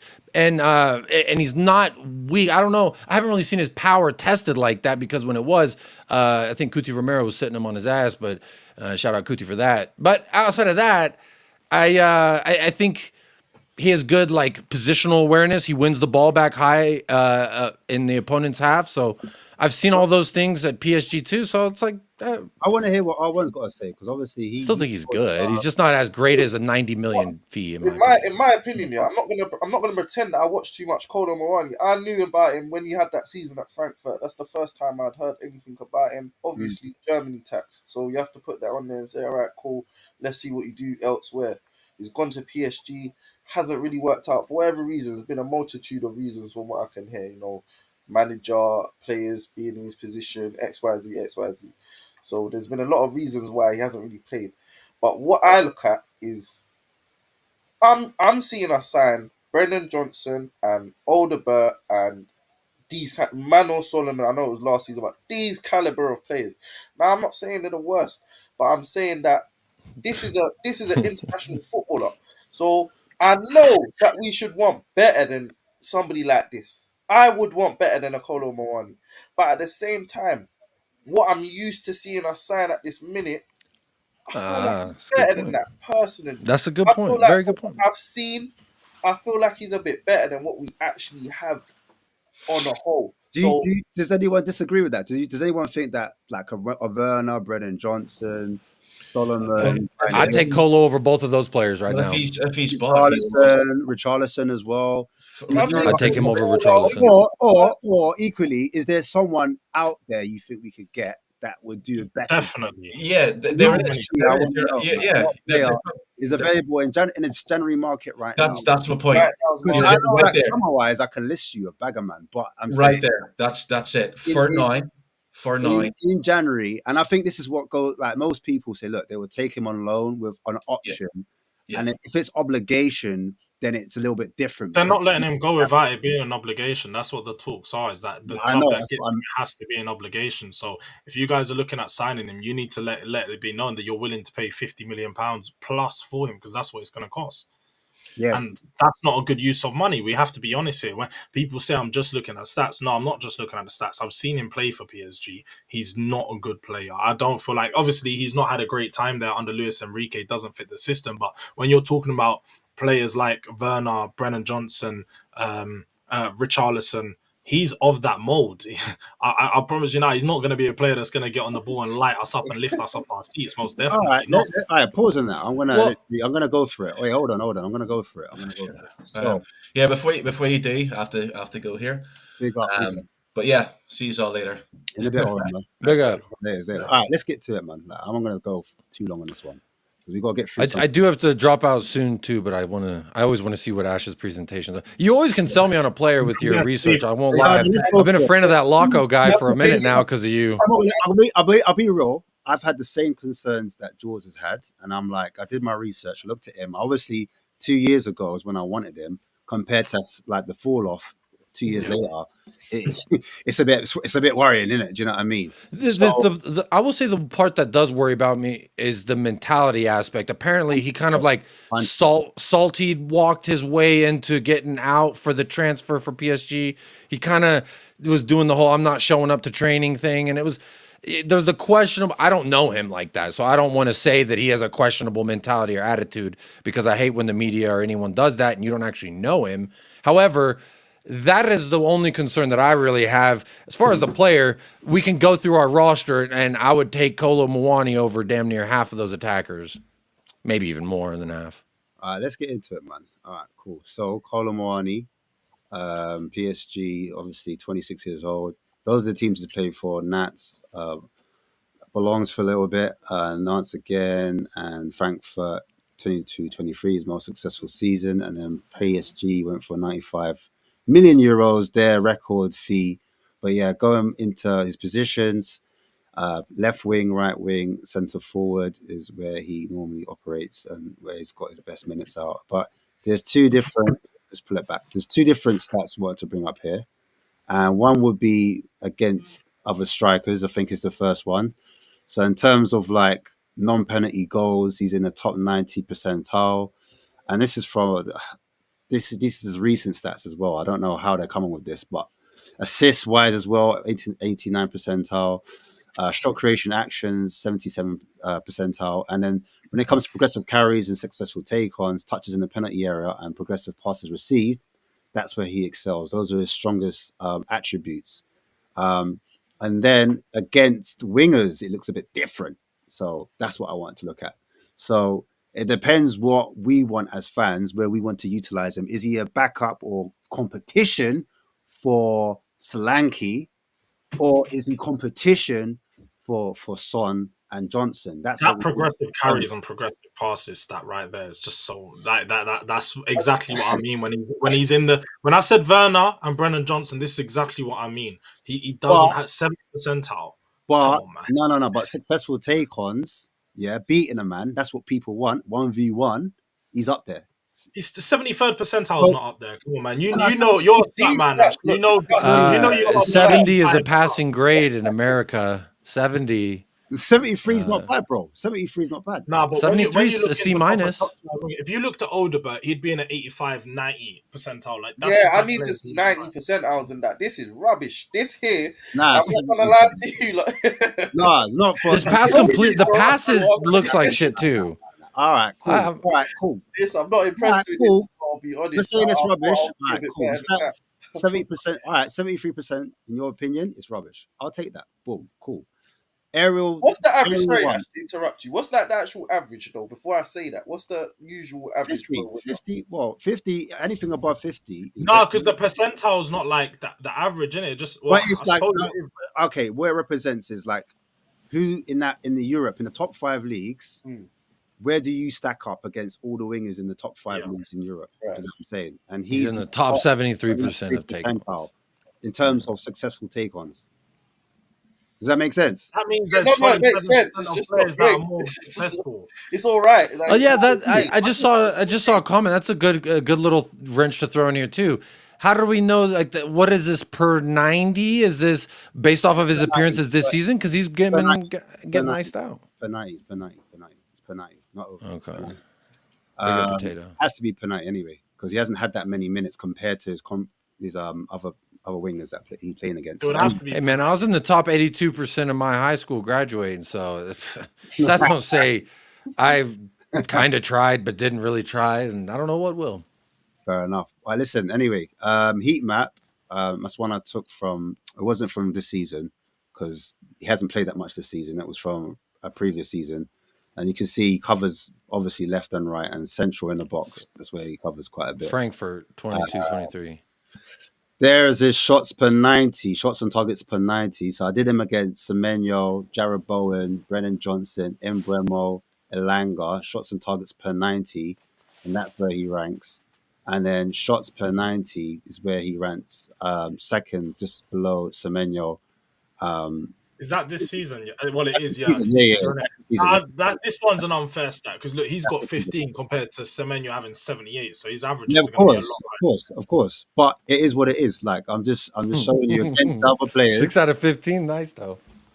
You know what I mean, bro? Like Steph Curry from Duke. Okay. So shot creations, actions per 90. Obviously, against Johnson, he's still above Johnson. Johnson, this is exactly what I said. But he's above him. He's better than. That's what I'm saying. It depends on what we're pushing here. If he's going to be improvement on Johnson, then yeah, do you know what I'm saying? And look, this is some of his goals, so we'll just put some of it into its perspective, or let's go through some of it. Scoring a goal from a tight angle there. Some half volley. Can maybe do that, but aerial threat, it's something a little bit different. Do you know what I'm saying? In the box, 6 yards, sniffing the danger. You could say maybe Johnson does that. In the air, it's a lot more prevalent, a lot more dangerous. On the end of things, sniffing things out, finishing a chance there. Again, aerial. Again, this is for France. PSG, again, just finishing off a chance in the box in the right position. Almost strikers instinct there. One doesn't look impressed. He said, nope. I ain't buying it. But yeah, these are just some of his finishing. But I don't think. Hey, that was a Brennan Johnson goal I just saw. All of them were. That's the worst thing. They all look like Brennan Johnson goals. No, but Brennan Johnson can't do that turn here though. Yeah, he don't do that. He don't dribble through and then get it. Hey, here's where I'm impressed more now. Here's where I'm impressed. I'm like, is Brennan doing this though? It's Timo. This is what, yeah. Beg your pardon? 1v1. Huh? 1v1, bro. Ooh. Huh? 1v1. Ooh. What? Brennan doing? Bro got the flare pass on and everything. Yeah, I'm seeing flare. Look. Some people might diss it, say, it's a spicy Pepe. You're hating, bro. You get me? Saying he ain't even got 9 on Pepe. This is mild Pepe, bro. Nah, bro. Come on. Have we got aside from someone like this? Spice is relative. But no one's not moving like this in our team, though. That's what I'm telling you, bro. No one runs like this with the ball in our team. Huh? Cut back. Huh? That's what I'm saying. So I've cut it back. Guess who's there? This is what I'm looking at. That's the next problem. But even I just want to see this though. I want to see wingers doing wing things. That's what it is, bro. That's all I'm saying. Yes. I guarantee you, if we saw more of Mikey Moore this season, you wouldn't be so starved. Yeah, I hear that. Yeah, you're right. Yeah, and Odobert. I say Odobert and Mikey Moore because they or at least have the idea to do this. It seems. Odebert's under 21 French international. This guy's in the senior squad. This is senior squad French international. Hey, there you go, Ash. Hold on. Mikey Moore, yeah, as good as he is, when he plays against Crystal Palace and Shalaba put his hand on him, he got muscled out of the game. Yeah, when it was against AZ, against the young kids, against the boys, then he kind of stepped up. That's all I'm saying. So with Mikey Moore, I want to see him a lot more. Just want to say, Ash. Go on. Just want to say he did get dropped from the France team for the last international. You know why? Because he hasn't been playing, and Deschamps said to him, get minutes and I'll start playing you. Because guess who rates him? Deschamps. Look, I'm not saying I know more than Deschamps, but Deschamps. Hey. Goalkeeper union, we pretty smart out here now. Come on. Deschamps is the man that dropped when Ballon d'Or Benzema out that team for so many years. So I don't know if I trust that guy. No, but at the same time, yeah, you know what? Well, I mean, I'm not going to say different reasons for that. But I'm pretty sure he was in court, right? Wasn't it? I'm not gonna stay here and defend my guy. I'm not gonna die on a hill for him. Look, I'm just saying. All I'm saying, he's a better level than a Richie. He's a better level than a Brennan, and he's better than a Werner right now. That's what I'm saying, bro. But Ash, I wanted to ask, how much are we looking to spend on him? By the way, this is the issue right now. This is why I'm with George. If it's an option. It makes sense. Yeah. I ain't trying to spend 60 million on that. But typically in an obligation, you can have something that triggers the obligation. So if Ange is as much of a yes man, hang on, but let me just run down this road for a second. Because if Ange is as much of a yes man as all these haters want him to be, then surely Levy would say, all right, we've got him on obligation. If he plays X amount of minutes, and we'll say, okay, let's have a counter on him. Then we'll get one of those, Ryan Mason, what are you doing? You free? Oh, of course you are. We'll get you to just time and just keep a log of how many minutes he gets so we don't reach that obligation trigger. I think we'll be all right. And then there you go. So anyone who says Ange is a yes man, you should want Kolo Muani with obligation because he'll make sure that we don't have to trigger the obligation. That's the point. But isn't the question here? It's because of the money that we've wasted before why we've been put in this situation where we're now looking at a guy halfway through a season when we should have probably had someone fixed up earlier. But now we're stuck because we are 12th in the league. Yes. So we are now stuck in a situation where this players become available, an opportunity, because Brennan Johnson, Timo Werner, and we'll have to say it, Son, are not producing. Correct. And you look at what Muani was doing, he's probably going to fit Ange a lot more than what the other three at the moment is. So we're now stuck. Do we take the risk or do we just sit there and on our heels and complain about the other three for the next 3 or 4 months? My problem with this as well is that I think that this signing doesn't go along with what Ange said in his press conference. But George, how many times has Ange gone against what he said in his press conference? No, I get that. No, I would do one better, Marlon, because that's a cheap shot. I would do one better. How many times has this club contradicted what a manager says in a press conference? No, 100%. There's no doubt about that. But it's just more with regards to he's a short term. Bro, Pochettino, I'm just a coach. I don't even know. Long term. Every manager. Kolo Muani for 50-60 mils a long term signing. That's someone that probably to come would in. You prefer? Well, no, the question, why not? Because the thing going forward is whoever comes in after Ange has to be a similar mould in the attacking sense of football and has to follow the same as Ange.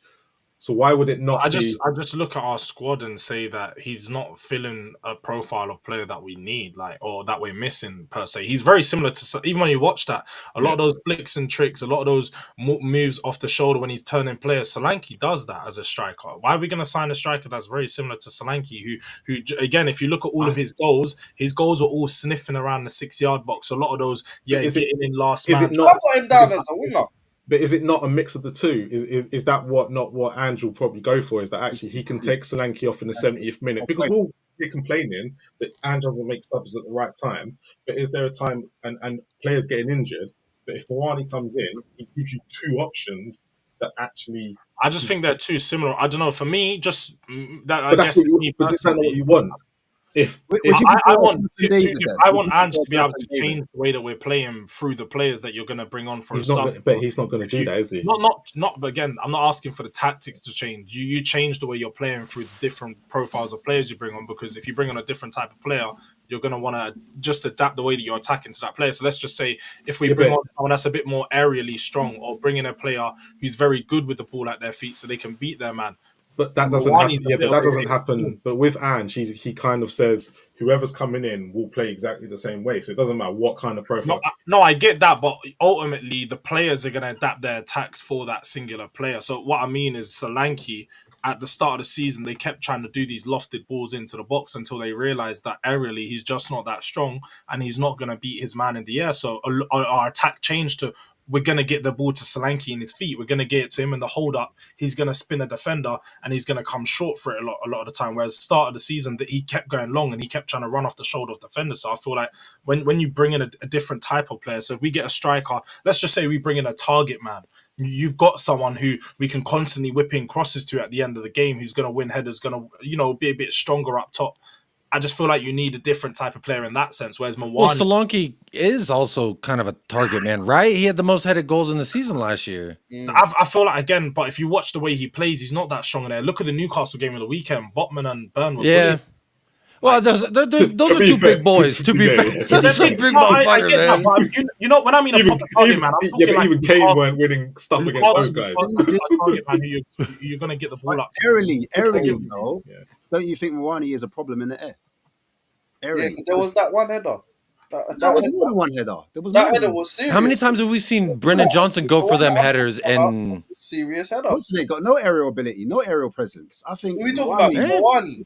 Aerial presence. All I'm going to say is I've been eating plain bread slices with these wingers, and this guy looks like there's maybe some peanut butter on there. I'm down to try it out if it's alone. I don't know about spending 50 mil though. All right. But we also spent 55 million on plain white bread. I'm not spending big bread for this guy. Like, if we're gonna be getting him on some kind of deal, some kind of like Werner, if we can get him on the same deal we got Werner, I'm having it.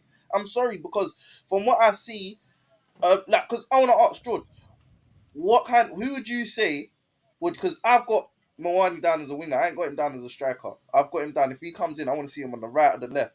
Who would you say that you would prefer to have on the? I know there's other players, but in this kind of situation we're in right now, who would you kind of I'd say? rather try.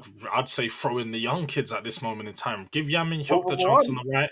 Throw Mikey Moore out on the left, bro. I'll be honest. Those players play Mikey Moore every week. He's too young. No, 100%. You can't play them every week. I'm just mean if you're asking me who I'd prefer as options, I'm saying because both of those have shown to me, even in the little glimpses that they've had, that they're more dynamic than the wingers we've got. I'd rather blood them in though, if I'm being totally honest, because I think the jump up from the K League to the Premier League or FA Cup or Europa, you're putting a lot of pressure on them. Yeah. We're about to find out what it's all about. I'd rather blood him in slower and bring him in rather than trusting New York and more in the Premier League. You know, where we're 12. Yeah, but we can't be looking at that to say, like, at this point now, I don't think we can be looking at those two to. That I don't think the bedding in. We need to sign players. That's my point. We need to sign players. I just don't think Muani. We're asking who though. Who would you put on that? You can look. Dude, if we could get Muani in after tomorrow, he could potentially play for the North London Derby. Like, you would Timo Werner in the North London Derby, or the chance that Kolo Muani is better than Timo Werner? I like my odds with the latter. This is what you guys are doing, though. Just because he's better than Werner doesn't make it a good signing. But it's this year. It's not a signing. It's a loan. But it's this year. That's my point. It's for right now. I'm not trying to marry the bitch. I'm just trying to go on a date. I'm lonely. No, but when the floor's so low, Muani's looking good because the players that we've had for this season are so bad. That's the problem. Yeah, that is the base. That's what I'm saying. That's the base. I want to maintain a certain standard of players that we're bringing in. But George, we're not going to do that. Maintain what standard? What standard? What is the standard? Hold on. When George first came, when Johnson first came in, were you a fan of George or Johnson? No, I wasn't. I didn't like that signing at all. What winger was like you when they brought him in? Who was you?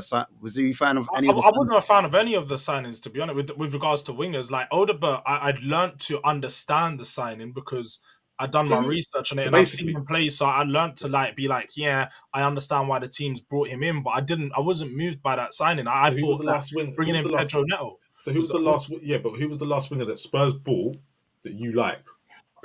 Boy, we gotta go back many years. So this is the issue we've got. This is the exact issue we've got. But the reason we haven't bought a winger like that I've liked for a long time is because we've not really needed one. We've Son on the left, and then the right hand side sort of just filled itself out with we've not had wingers on that right. Yeah, but that's George. But that's the biggest problem. That is the biggest issue right there. We had Kane and Son up top, and never ever complemented both their games and got a winger on the right hand side to should have got a Dama Troy when you had the chance. You look. Let's take Liverpool. Let's take the front. You would have unlocked Kane and Son. I'm telling you. Stand by mine. But what we're saying here, let's take the front threes. When we talk about front threes, they usually have two competent wingers, and that's the reason why Spurs have always probably kind of failed, because we've always relied on Kane, relied on Son, and then we didn't really have anyone else. We just, like you said, we filled it in and shoehorned it. I don't even. Well, I mean, that's this club. Look at a lot of the deals we've done over the time. That's why when George said, "I want to uphold the standard of players," or I'm not trying to put words in your mouth, George, but I was just like, "What is the standard of players we're bringing in?" Brian Hill, and we sent Lamella, and we paid him, and we sent him back on loan to the place that we just paid for him. What is this standard? His upper body strength. My point with the standard of players is bringing in a player that's going to benefit us for the years to come, and they're going to grow. Yeah, Brian Hill, that's the one. I was Brian Hill, that's the one. Get some Fernandez, Joe Rodon. No, not Doherty. You're getting it wrong. Go on, George. I don't think that the club has done what I've said. I'm just saying that going forward, if we want to be I would like that too. Compete.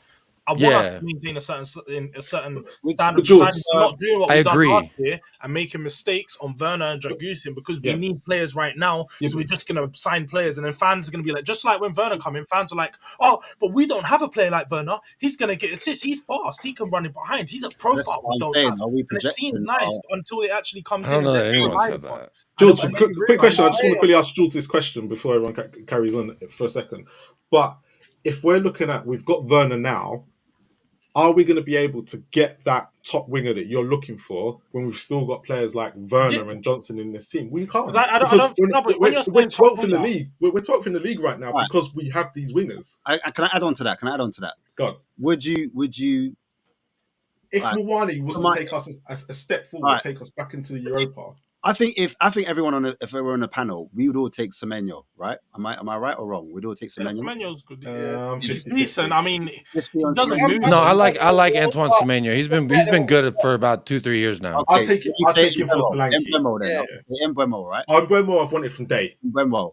Would you guys sacrifice not getting anyone in this window and just waiting it out to get an Mbeumo? Yeah. Why can't we do both? Why can't we do both? Why can't we do the loan right now and then say bye-bye in the summer to him and Timo and then bring in Mbeumo? In the summer, I think there'll be lots of competition. The season he's having right now, you're looking at... That's not a problem with us as a club then, though, Ash. Like, we shouldn't, as fans, have to adjust our expectations being, can we get either or? It's like Jacob said, we should be getting both. We should be getting players signed in January. I just feel like in the summer... Why can't we have... So, George, on that, why can't we have Muani and still have players if we would, because obviously Werner's going to go. Why do we? Yeah. But then, do you know what? Like you've highlighted there, signing Muani. That's the biggest problem with Muani is that you guys think that he can play across the front three. Ange and Co are going to think he plays across the front three, so they're not going to sign no one else across the front three because he plays all the positions, and they're going to look at his injury record and be like, oh, this is a player that never gets injured. In this but he might be the only he's always going to be available. And now it's and then if he gets hurt, then we're back here the same. Oh my god! You just know it. Yeah, you know Spurs. Yeah, I was gonna say, like, in terms of like you want obviously a touchline winger. You don't think he's a specialist. He's a jack of all trades in your opinion, and that's why the club are making the mistake. They're not backing Ange by doing. Do you know what player he reminds me of? A Martinelli for Arsenal. That's exactly what he would be like. Martinelli. And it would literally frustrate me watching him. Like, I hate that you made that comparison because I low key kind of see it too. I could the same way kind of creates that space with his first step, like, and then the finishing, not the greatest finishing highlight reel. So you got to imagine the ones that didn't make the highlight reel were pretty bad shots. So yeah, that's actually. But you know, I just like need something. I need something that's better than white bread. I feel like he's one of them signings that someone like Liverpool would go and sign, and then he'll be doing all the wing stuff that I'm talking about. He'll be looking all good, and then we'll be like, "Oh, why can't we sign?" He'll be like Money and Liverpool. Yeah, like some kind of Money or some kind of Martinelli. Like, yeah, I feel like he would just be told, like, if Liverpool is signing, he'll be looking at it. That's how your first things. Yeah, and I feel that's what would happen. I feel like we'd be looking back and saying, "Oh, why didn't we sign a player like that? Why?" And then while we've signed some remember Gordon? Do you remember Gordon when Conte wanted him? Yeah, exactly. No one didn't want Gordon. No one Gordon. No one didn't want Gordon. Now everyone's talking, why don't we sign Gordon? Like, I feel like that happens a lot, with players like with a Muani. I hear what George is saying. Revisionism to suit the narrative? No, on YouTube, never. He's not a world-class player, no, but I just genuinely believe with what we got right now, I just think he's better than that. I just think he's better than him. I just think he's better than Johnson and whoever else. I even forgot their name. Man, I can't have these wide specialists in our team, bruv. There's no way. If you man heard about what he was doing, then nah, man, I'm not having them guys. Yeah, no, when I saw that, I was like, listen, I don't think I want him in my team, you know? It was a mad tip. I can't lie to you, bro. Fellas, I do gotta go. This has been so. My wife's already pissed at me because. Before you go, I do gotta. Before you go, there is one more player I'm gonna look at. Before you go, there was another player. I'm gonna get into it right now, real quick. Yeah, let me pull it back a little bit, and then you can go. Yeah, his name is Richard Rios. Ricky Rios. You're Colombian, your fellow. Oh, so you know all about him, right? The Colombian team is a really good team, and there's a lot of these Richard Rios on there that you just, who's that? Sounds like a standard Kellogg's name, but it's actually pretty good. Apparently he was a baller at futsal. He was a futsal champ as well. He's doing his thing. But anyway, we move. So he is plays for Palmeiras in Serie A. He's Colombian, 24 years old. He's roughly like 6'2", 6'3". But yeah, he's the right age. Centre midfield, defensive midfield, right midfield is the positions he can play in. He plays in a 4-2-3-1, but he can play in a double pivot or a DM, a sole DM. He's played there before. Also, that's his heat map, so you can predominantly see he's on the right hand side. But yeah, man, let me not waste no more time, man. There's his stats. So this is against other defensive midfielders. You can see his blocks are high and his tackles in the 90th percentile. Are you happy? 90th percentile. And successful take-ons, 82 percentile compared to other like DMs and midfielders. In the aerial challenges as well, 63 percentile, not bad at all in terms of defending as well. But yeah, shots per 90, shots and targets per 90, first and second. Creation. That sound off. Blood clot. Get me in it. Scare me. Banger. Let me look Banger. at it. Little drums and a hi-hat. Okay. Use this one. Yeah. Rios, bro. Rios, remember the name. Banger. Literally banging shots from outside the box for fun. Literally top bins. I thought Chelsea was going to sign him in the summer. Chelsea were looking at him as well, but they sounded bugger players. You know they just do this stuff. Yeah, they looking at all of. I think Palmeiras is their feeder club, low-key. I'm not going to lie.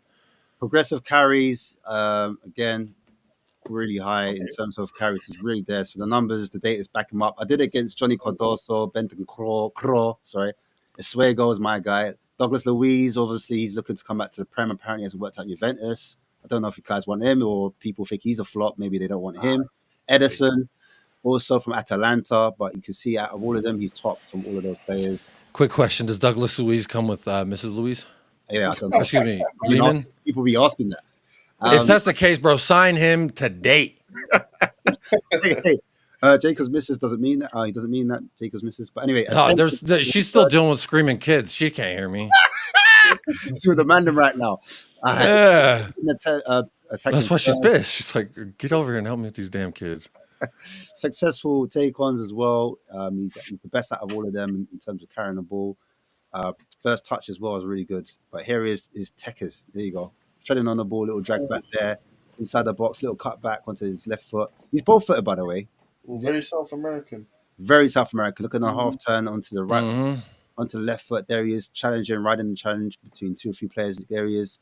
Uses physicality to get around players. Little nutmeg there. Nice, tidy. In the midfield, around the centre cycle. Passes it, nice and composed.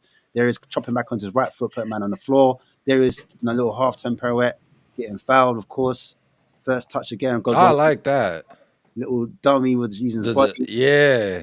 Go through ball. Here he is in the channels as well. Kicks it around. I was watching that game. Yeah, man. Yeah, he's all right. He was cooking in that. It was Colombia versus was it Paraguay? I can't remember now, but him and there was another Colombian. I want to say their left back. I can't remember his name. Again, they all sound like. Why we got these names just on the screen? Yeah. What is Johnny Cardoso like? Because obviously, I don't really watch no Real Betis, so I see his name up a lot. But so his strength is actually any compilations or anything like that about him. I'm not. He's tight on the ball. He's here. Liverpool and City apparently are looking at him, if you believe the rumors. But Liverpool meant to be in the race. Okay. But yeah, he's meant to be a beast in terms of winning the ball back. He's like a proper traditional DM, even though he does play in a double pivot as well. So that means he plays with another midfielder beside him. So essentially, it's 2 DMs as opposed to 1, and we play with 1 typically. But lately, I have seen us do a double pivot. So. Yeah, 2 double pivots. Don't say that, Ash, because Ange doesn't adapt. Wah. The sky's falling. Wah. Ange don't adapt. All right, but people know who Edison is. People know who Benton Crow is. And you can see he's almost doubled what they've done in terms of tackles and interceptions. And so tackling, he's quite, well, I see he's really strong, and that's his strong point as well. So aerial challenge is 1, second to Edison, but here he is defending, getting his body across in the box, winning the ball back. There he is, reading the play, being composed as well, high up the pitch, winning that header there as well. There he is, taking the ball for the player, just playing it calm. That's what I like. Someone that defends well and then they keep it calm and they play a simple pass. Getting his body position right, reading the play, able to intercept the ball there as well, sniffing out danger and just breaking up attacking play. Even I feel like this is what we thought Basuma was going to come and do. Like some of the bits. Yeah, so this is it. Yeah, this is it. Where the turns, the winning the ball, I agree. Yeah, he was doing that for Brighton. He was. And he came here You and see started. it from Basuma. It's just in drips and drabs. Yeah, that's Yeah, it. it's just not enough for me. I agree. Not seeing it. On It's almost like someone burst his bubble or balloon. That was a bad joke. Definitely balloon. Here's some of his passing as well, guys, as well. So he's passing from deep, able to find players. Something a little bit different to Basuma in that final third. Looking from deep, long balls Oh over. yeah, he can play a long pass. That's what we've been missing as Oh. well. Someone that can play That's- some diagonals. Yeah, that's a game changer. Look, crossing into the box as well. Good as well. Passing into that final third into the channels. Able to get his head up. I think this is the position that we're lacking in the most. I think no matter 100%. what we Thank do you, bro. about all this wing and Thank you. goalie and fullback and centre back, without centre midfield that can dominate and run the game, Yeah. I think it's air. I think the whole thing that we're doing, I don't think we're ever going to progress, because when I look at any good team, if you haven't got a man in the middle that controls everything that's happening, Right. then what's really, where are we going? We've got Basuma. Yeah, I gotta go. I gotta go. Bye bye. Bro.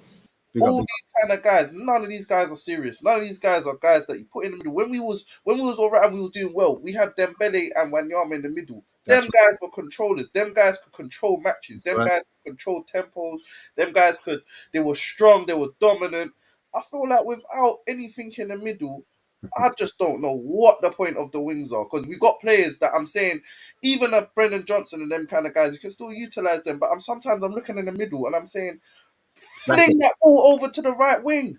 Fling it. I don't care where you are, deep in your own half. I'm seeing someone. All right. So let me ask you a question. R1. Let me ask you a question on that. And George, you can jump on as well. Pause. Yeah.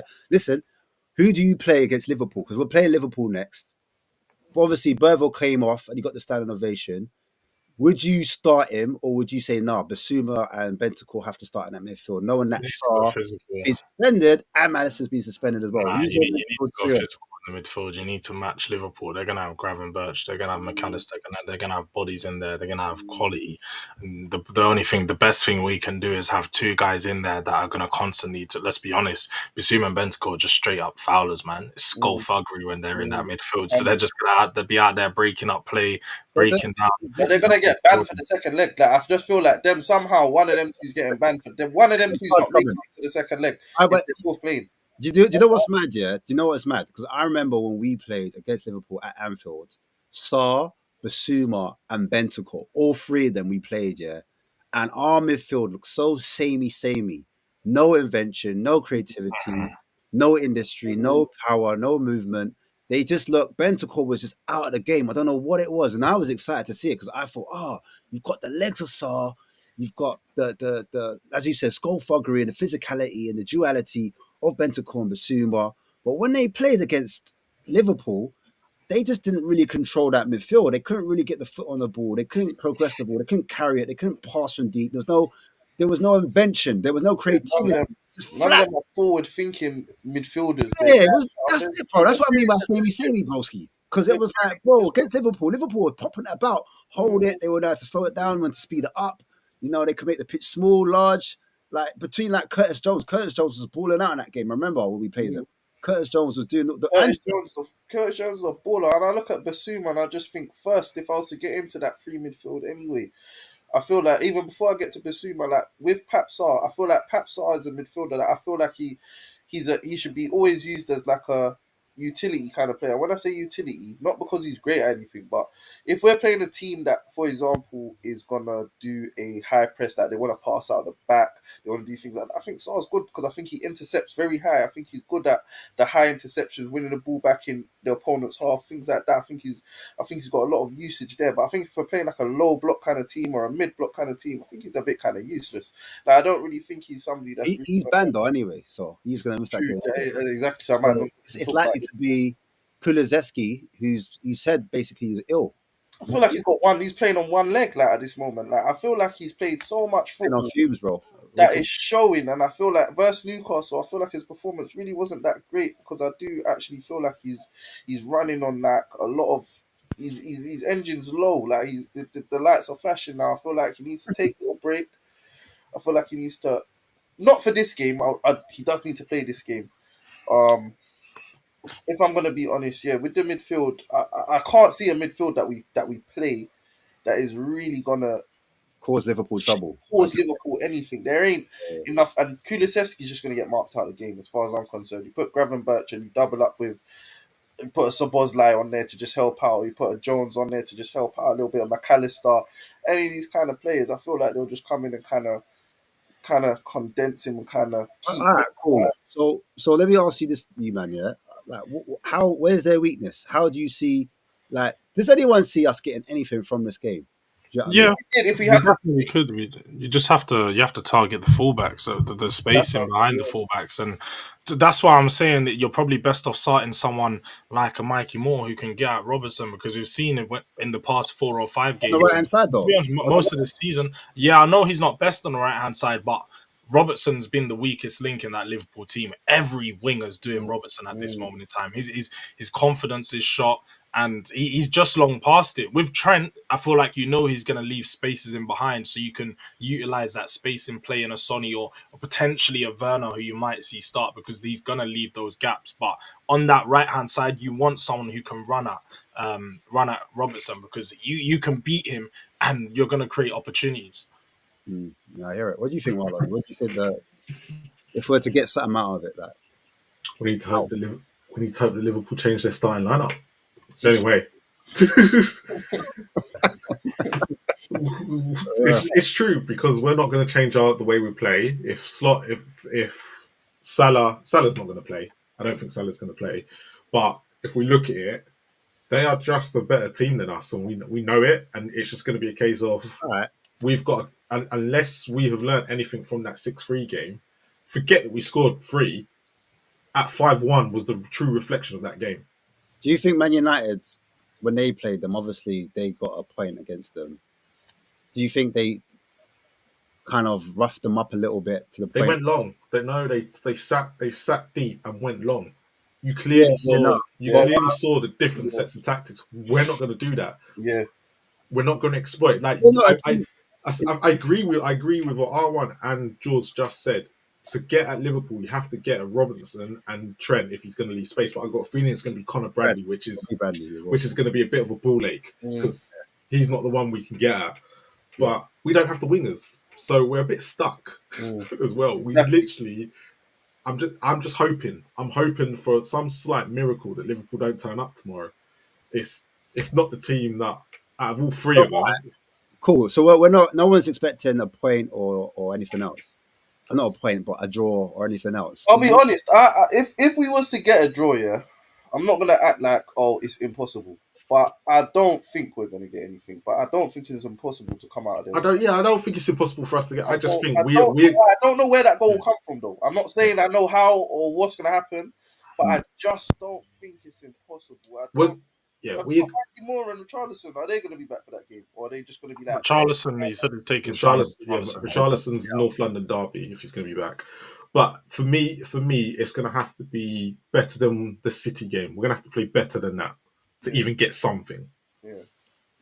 Because the City game, we were more direct, no? We were more direct, yeah. That's what I'm saying, with the Dragusin passing out the back, the long ball over the top, kind of like into the channels. But we're at home, so you can't get these passes right. He's rubbish at that. Like, when it comes to doing that consistently, like, I was watching him the other day, and I don't think he completed one of them. I remember saying this to Ash when he said it. I remember Ash mentioning it after the game. I was like, I don't think, I reckon that one pass he done was by accident. Yeah, it wasn't a case of he was ever going to do it. I don't see it regular enough. Like, his long distance. His passing is just poor, man. He doesn't look confident on the ball at all. Like, when you look at that back line, you look at Archie Gray to play out from the back, because Archie's comfortable and can be on the ball, but Dragusin's the complete opposite, man. All right, cool. So then, are we reckon then Archie Gray could do that then?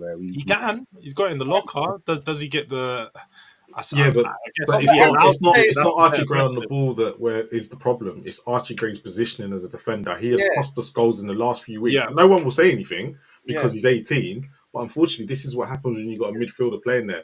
Because you look at Newcastle's second goal on Sunday, he is so out of position because he's not a natural defender. When the ball's played across from Spence, if he's literally 1 yard to the right and he stays in line with his defence, he blocks that. but he's just not naturally there, and he keeps making these mistakes positionally. And this is the problem we're going to have, that we're playing him there.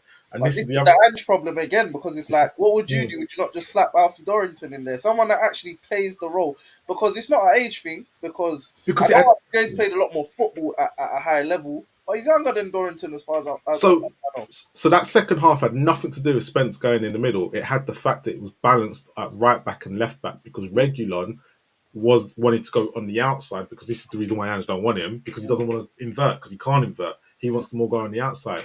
That's why we look so much more comfortable. Newcastle went, you know what? They're not really threatening us. We can basically keep this. Yeah. But we just, because they just couldn't get anything going on the wings where they were getting the joy in the first half, because Spence was playing left back and he didn't like it. You could tell he didn't like it. It literally opened us up. But as soon as we got a left back and a right back in there, well done, Ange, after 4 months. Boys, big up. Yeah, it's been a good show. I'm going to head up for the night. Thank you, man. Yeah. Cheers, Jules. Yeah, bro. Like, it's mad, because obviously, I reckon Ben Davies will be back for the Arsenal game, personally. And I think it's a good. I'd prefer to see him there than Archie Gray. I'll be honest. I feel like it's just a bit more of a physical presence when someone like Ben Davies is there. I like Archie, but it's just... Nothing against Archie Gray. Like, look, for me, I'm not going to sit there. He's playing out of position. Like I said, I wouldn't. I was the same with Emerson Royale. But then could you envision either Archie Gray or Spence as a left back then against at the Emirates, going to the Emirates? I don't want to envision that, but I have. But it ain't got choice. He's not going to play regular, but he should. Yeah, he should. Reguilon is a left back. Like, if you've got a left back there, maybe just try take it and see what happens. I think Reguilon should start tomorrow. If we're gonna go back to Liverpool tomorrow, I think Reguilon should start, because I think Reguilon should just get some opportunities to play a bit more. And I agree, because then you can put him on the market. If you're not happy with him, you can say, look, here's a left back. He raises his value. Yeah, let him play. Let them at least look at him. And I know he's gone to here, there, and everywhere, but still, man, like, let's just try it's not even a lot. I'm not going to sit and say Reguilon is the answer, and he's but sometimes this is a Spanish international. He's won. I believe he won the Europa League with Seville. Yeah, he's not a mug. And I get he had a successful loan spell at Brentford, but an unsuccessful one at Manchester United. But who plays well for Man United? Yes, he can't play our system, but he's not. He's a competent left back. Marlon, do you still think Archie Gray will never play 6 in the midfield for Spurs? He was vision as a full. Weird, because I don't know when he ever will. Like, with all the midfielders that we got, and then we're looking at this Johnny Cardoso. Yeah, the fact, Cardoso and thing. Yeah. It's and the other guy. Yeah. Play, like, this is what I question: was he actually signed to play in this number 6 position? Because I didn't watch a lot of Leeds last season, but any of the highlights and clips, he's mostly playing right back. He played majority at right back. That's why. Was majority right back, no? Yeah. So when everyone keeps saying he was signed to play centre midfield, like, in my mind, was he? Like, I'm just genuinely asking. I really don't know. But look, if you put him everywhere else before centre midfield, it's a bit like. Also, sorry to cut it quickly, but going on to the Liverpool game, we're probably going to not see Austin, in my opinion. I think they're going to start the new brother, Kinsky. Which I think is another massive mistake. And he's 21 years old, isn't it? He's a youngster. All I'm saying is he better not make a mistake. Yeah, because if he does, he's cooked. That's it. His career's. It's going to be long. So you think we're toxic fan base as we are right now? Semi-final, and Ange throws him in. I think it's a massive mistake. I'd rather, if Austin makes the mistake, it's a bit more tolerable. Yeah. But then he can say that, he wasn't ready. He can make a bag of excuses and say, the permit didn't come in time, even though I think it has now. I think he's that's why. It's another player that, once again, I'd never heard of until the other day. Yeah, they're trying to do the data-led. Yeah, exactly. Aren't they? So, well, I mean, the data-led approach, that's great and all, but like... To be fair, though, just to caveat that, basically, I think in the Europa League, he's played against... what teams is it? I forgot the teams he's played against. I think I need to bring it up. But I think it's a better level than the teams that we've played in the Europa League. Okay. So I think he might, and I think in terms of data, I bet he hasn't played an attacking system though. Well, he has to play with the ball out the back every 5 minutes. Yeah, it's the whole James Trafford argument, isn't it? I think out of the. Is that why people wanted James Trafford? Because he's come from City, then he played in the Burnley team where it's all just that kind of play out the back style. Is that why people more? Yeah, that's why people He's wanted played it. against Fenerbahce. He's played against Anderlecht. He's also played against Ajax. And who else? Atletico Bilbao, Atletico Club. Frankfurt he's played against as well. So, yeah, some decent level. Some decent team, but what's he been like in them games? Well, basically, the reason why they the reason why they bought him was because he is really good with his feet. So that's his one strong attribute. Like, he's meant to be like levels above Forster, Austin, Vicario, anything that we have. I looked at him, and to me, I should have brought him up, to be fair. But he profiles to me, he looks like a Ramsdale. He's not short, he's 6'3", but the way he is in He lost me right there when he said that. I was just like, I don't know. Yeah, The big question is, and I get he's played big games in Europe, but a Europa League game is always going to be different to playing a Premier League side. No, 100%, definitely. We'll find out. Like, look, we'll find out. We'll find out real quick. So I think it's a massive risk either way. He'll either have the best game of his life, or it'll be the most nerve-wracking thing. Look, he looks a confident lad. Look, I'm not dismissing the signing. His dad was a keeper, isn't it? His dad was that's what they were saying. He's like a well-known keeper as well. Like, he was an international team, and I think Peter. Is he just gonna be like? Yeah, but Buffon bigged up Vicario, and we saw Vicario's weaknesses from day one. Exactly. Is he just gonna be that way? It's like, yeah, you're good in, because as much as people say he's good with his feet and that, on the old school vibe, can he save? Like, is he good at the thing I noticed about him? All right, cool. On the saving thing, when it's close to him, he looks good. Like, anything above him, he looks good. Do you know what I mean? It's those ones in the corner though. It's the parrying. No, it's the parrying. It's parries it straight back into danger. Back into, like, there's certain clips I'm seeing. I'm like, whoa, like, which you can't again. Danger, like, it's kind of near your goal still. Yeah, you can't really do that. My one critique you saw. Yeah. Look, I'm not. Look, at the end of the day, I'm not unhappy with the signing. It's just a case of I'm a bit worried if he comes in tomorrow, and it's a massive game for this club as it is, and I just don't want him to foul. I just can't. If he fouls straight away, I just think this fan base is gonna bin him off. Do you know what though? For me, I don't really get that big feeling of a big game tomorrow. I know it's a semi-final. Apparently, though, to pause you on that one, apparently the tickets at the stadium haven't been selling too well in exchange. So people have left their tickets in exchange. I'm not surprised.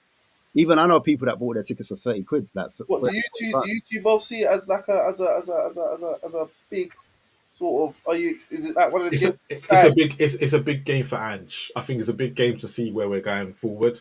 I think we'll get away with it after this, though. I think like everyone will be like, oh well, it was Liverpool. We had injuries and blah.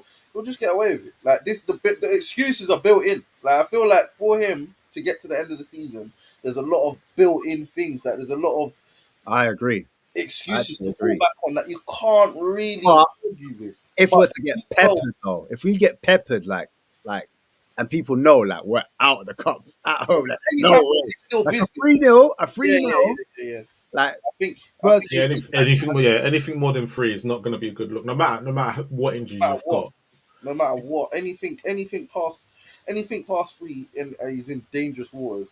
Because then he's going to have to go to the North London derby, not this weekend, obviously, but the following weekend. And he's got to pick him up for Tamworth. Like, I get we're better than Tamworth, but you're going to a non-league stadium and your confidence is on the floor. The way that I saw us get battered by Coventry recently, and we've been played some matches versus some of these Europa guys. I can't remember. I went to a Europa League game this season. It was one of them. I can't remember, one of them teams. And some of them was playing some football versus us. So I'm saying, with the high quality chances we give away, these teams, this is their biggest moment. To have Tottenham to come to their stadium. They're going to low block third round. You know they're going to low block us. Exactly. And then when they do low block us, they're going to get the high quality chances we always give away. Low block, bang it down channels, that's it, you're in for a chance. They might put it away because this is their biggest moment of their life. They might just be there like, listen, I'm telling you, I'm telling you from now, listen. I'm telling you, this guy loses, I don't know. I don't know what happens next. If Ange doesn't pick up a W against Tamworth, I'm saying. Listen, Yeah, it's but a it's different even, level of banter club. yeah, I'm but saying, Ash, but you even know but what you you're know what? saying. Even if he picks up a W, if he was to win 3-2, it's still going to be banter. He's got to go. It's got to be convincingly 2-3-0 on Convincing. on Yeah, Saturday. yeah. On It's Sunday, hard. sorry. And then obviously we go Emirates, right? Which we were not confident on. And then we go To away be, to Everton. look, I'm going to say this quietly. I'm going to say this really quietly, but I don't want if the club are considering letting Ange go, even if we were to lose this game and was to go out against Tamworth, they can't let him go till after that Emirates game Why do you say that? Yeah, because the style of play that we play, Arteta's quite afraid of, and you saw it tonight. They went Yeah. 7 defensive players. Yeah. I think we could, and I don't know why I'm saying this, but I think we could get something, even if it's a draw, because you saw the way they came to Tottenham Hotspur Stadium, where they literally stunk out the place. I feel like we had so much. I feel like our squad looked so different at that time. Yeah, and with no Saka as well, who's literally hurt us True. in most of the games. Odegaard, and everything's relying on Odegaard at the moment, and Arsenal are actually struggling. If you look at the way they've been playing, to do anything from open play. So the only way they're going to cook us from at the moment is from set pieces. Hey, loads of teams are clocking onto that set piece thing, you know. Like Yeah. Because remember, I said weeks ago with that set piece thing, because of what they do. Monaco. Monaco was I couldn't believe it when they did it. It's like they heard me and they went and put 3, and they just didn't concede one after that. That did it originally, I think. Yeah. Yeah. You know what the bad thing is, about if Ange beats Arteta or we beat Arsenal, you know that he doesn't go till the end of the season. Yeah, 100%. Yeah. He's a but he's all the time in the world. Yeah, but I don't think he goes to the end of the season no matter what, unless he gets a smashing by Arsenal, and I mean literally 3-4-0, where fans will go. They will lose it. They'll lose it. That kind of beating. As I've said in the last couple of weeks or so, it doesn't matter about us on YouTube. It doesn't matter about the away fans at the moment. It's about the home fans. Until they turn, nothing will happen with Ange. And it won't, because but they will sing his name, they will do everything. Yeah. And look, I'm one of them guys, I come from the perspective of I'll always blame the ownership first, because I just see the same patterns again and again. Yeah. And I'm one of them fans that I truly do believe that we will be here again in 18 months. The only reason why I'm so, and Marlon, I know you was one of the people, you and Stowe, I used to watch. You guys were the guys that when it was Conte's time, you guys Conte's get me, his cronies, you lot was there on Conte's right and his left. But at the same time, I was with that as well, because I believe that was the time that I feel like we should have all come together as a fan base and applied pressure onto the ownership. So I see people talking about now that it's strictly an Ange out thing, it is Ange out because he's rubbish. But at the same time, when we get back to that cycle again of we get a Marco Silva, we get Iriola, and they come in, they take us to fourth, because that's the furthest we're getting with whatever we get. If you maximize it, you're not getting past fourth. We get to fourth, then what? Would you sack him now? Would you get rid of him now? It depends if you're asking me if I can replace him immediately. If I can't, then what's the point? Because when I'm looking at, I want him gone. Like, I can't stress that enough. I don't want. If he left right now, I'll be over the moon. But at the same time, I'm not going to be the one to cut the rope. I'm not going to be the one to kick him in his back off the cliff. Because at the same time, what are we bringing next?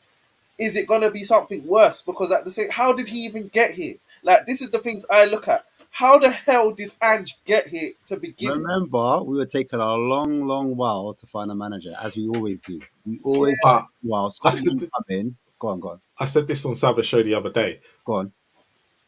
All the fans complaining now, and with Ange at the beginning, and are complaining now, right? And now want him gone. You have, if Tottenham had done their homework on Ange to begin with, this is nothing new. Yeah. So you can't be sitting there crying now. No, but you know what I reckon it is, bro? I'll go a little bit deeper, yeah? I think, with Ange, they were looking at other managers. Obviously, a few people have said this as well. And I thought this a long time, I should have just aired this. But, like, when we were looking at Nagelsmann, Nagelsmann wanted to bring his staff in, and he wanted certain say on transfers. Remember, he wanted a certain say on transfers. They weren't having it. Like, nah, this man's gonna want too much power. He's a problem. Look what he did at Bayern Munich. Yeah, with the whole blah blah. which blah. is surprising because Levy's been chasing Nagelsmann for years, so it was all surprising. So I don't know if it was people in his team or whatever. Anyway, done. That went out the window. Boom, it never happened. And I was like, oh man. Doesn't he always do this though with every coach? When they want to come with their actual staff, he starts chatting about. This is what I'm saying. Because even Nuno had to drop out his staff. Remember, Nuno come by himself. Nuno come by.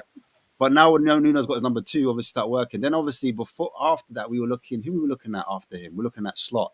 Slot wanted to bring his staff. We're like, you can't bring your cronies. You have to come by yourself. Slot was like, actually, let me just wait here a second. Let me just hold on. Stayed another season. Got a little pay rise, and Liverpool came and he went. You know what I'm saying? Boom. Ange has come. He said, wherever I go, I don't take staff. He only wanted one guy, didn't he? Yedinak, they free him. If I'm Son in training, how can I listen to Yedinak? Like, I'll be thinking, I skilled you up like 20 times. Like, when we used to play, like, why would I listen to you? Like, what? Every time you used to play, you the business. Why would I listen to a man like you? It's like the bully bully getting advice off the person they bullied for like how many years, yeah. Oh, nah, what's the sense? Like, Take your watch money, bro. I don't understand that. I used to take your watch, bro, in school. Watch, chain, everything, bro. You used to take every piece of jewelry, even the keys. I even took the car keys. I've taken everything from you, bro. So why, if I'm a bad boy player, I'm not listening to that. Like, I'm coming into training and I'm thinking like I said, I think them man saw Ange cheap on wages, innit? They didn't, I didn't realize that they bought him out. Well, they didn't technically buy him out of his contract. His contract was ending at Celtic, so they only had to pay a small compensation fee as well. Imagine that. Yeah, there. That's why Ange's never had better than this. Ange will just chill anything that he hears. That's why for me, I can't really take his word as gospel because you're just gonna say anything that you need to say to make sure that you don't upset Levy. Because when have you had a better job than this? Have you even been paid $1 million a year? I'm not even being disrespectful, but have you even been at a job like all these other jobs? And I don't know what they pay in Japan for manager per year. I don't know, but over here, you get me. What's his contract? Is it $5 million per year he's getting? 2 mil, 5 mil, something like that. Something like you would eat that up. I don't think you've ever had a bigger contract than that. This is your biggest job you've ever had in your life. So at this point, I just feel like whatever he says is lies and rubbish. Whatever he does at this point is just like. Do you not think that sometimes? Because if you look at the way that the club seems like it's moving a little bit in terms of like the franchise kind of looking side of things. You not think that maybe it might be like a little ploy that Levy's doing where he understands that the team is rubbish, but what one thing it is entertaining. If you ask any other fan base, it's like Leeds 2-3 years ago. Like you ask any other fan, do you enjoy watching this team? Yes. What, Tottenham's playing 12 o'clock? Get the popcorn out. Because you know that it's going to be a thriller. You know what time it is. Michael Jackson's doing that. Michael Jackson. In the thriller. Get the Michael Jackson jacket. Get the popcorn out. Sit down, and you're gonna be watching. You're gonna be watching a spectacle. It's spectacle. Yeah. And on that note, we have to end it on that note. Yeah, the most entertaining part. You know what? I actually agree with you at the moment, and that's what he's built. He's built an entertaining complex. R1, thank you for coming on today. Thank you for having me again, man. Thank you, man. Been great. You get me put out the word and speak how I feel. You know what I'm saying? Let me quickly, man. No problem at all. Thank you to George and also Jacob for coming on, and Oren for coming on earlier.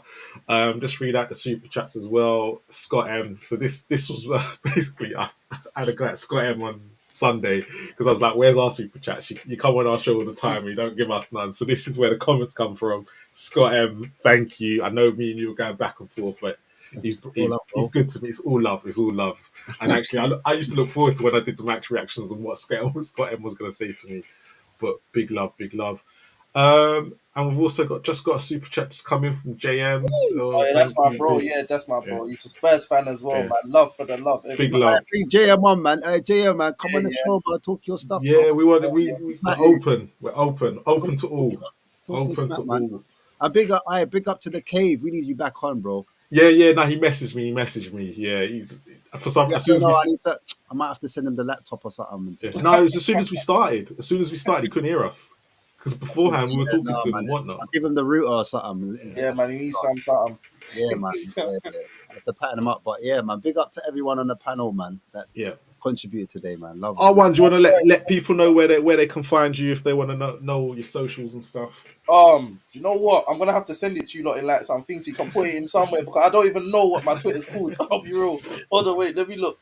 I think it's just R1OP. R1OP or R1OP. R1OP. Something like that. Yeah. Yeah, If so anyone follows us, he's in the link to the show today, so find him in that as well. And I'm also gonna be creating, like, I'm gonna be coming on this YouTube thing a bit more often. Yeah, man. I'm gonna be trying to integrate. We'll boost you up, man. So respect for that again, man. Thank you. No problem at all. Ash. Yes, Bobrovsky. Yes. Well, I suppose me and you are back tomorrow, aren't we? But we're on a different channel. It's crazy, man. You lot are on that smoky. That one there. I'll watch that one. What's that? The Rivals one. The Rivals too. Yeah. Rivals. Listen, it's gonna be on tomorrow. We haven't had it for a while. Yeah, it's gonna be back on. Obviously, me and Marlon, we have to be in the trenches tomorrow, innit? So we have to handle the business. Handle it, man. But Rivals is definitely on. Don't you worry about that. You get me. The man once the watch along from We Are Tottenham TV's finished, guys. Yeah, forget the after show with us two. Come watch the Rivals on Spurs Kings. Yeah, man. I need to have a word with FaZe as well. Chinks, wherever. Chinks needs to come and Chinks needs to come on now, man. He needs to face the music. Yeah, he needs to let me know because it's. Oh yeah, because they held it today, innit? Yeah, man. Oh, I don't want to talk too much. Oh, and Toon's, hey, Ash, Toon's hosting as well. Toon is hosting, so you better be ready. Newcastle just running up on man, you know, like. Hey, bro. Yeah, they got both of them up. Bro, at least we scored past them. We scored past them with a depleted team, man. No one else has done that. If I was there, the memes would have been crazy. But yeah, man. Nah, we're back next week.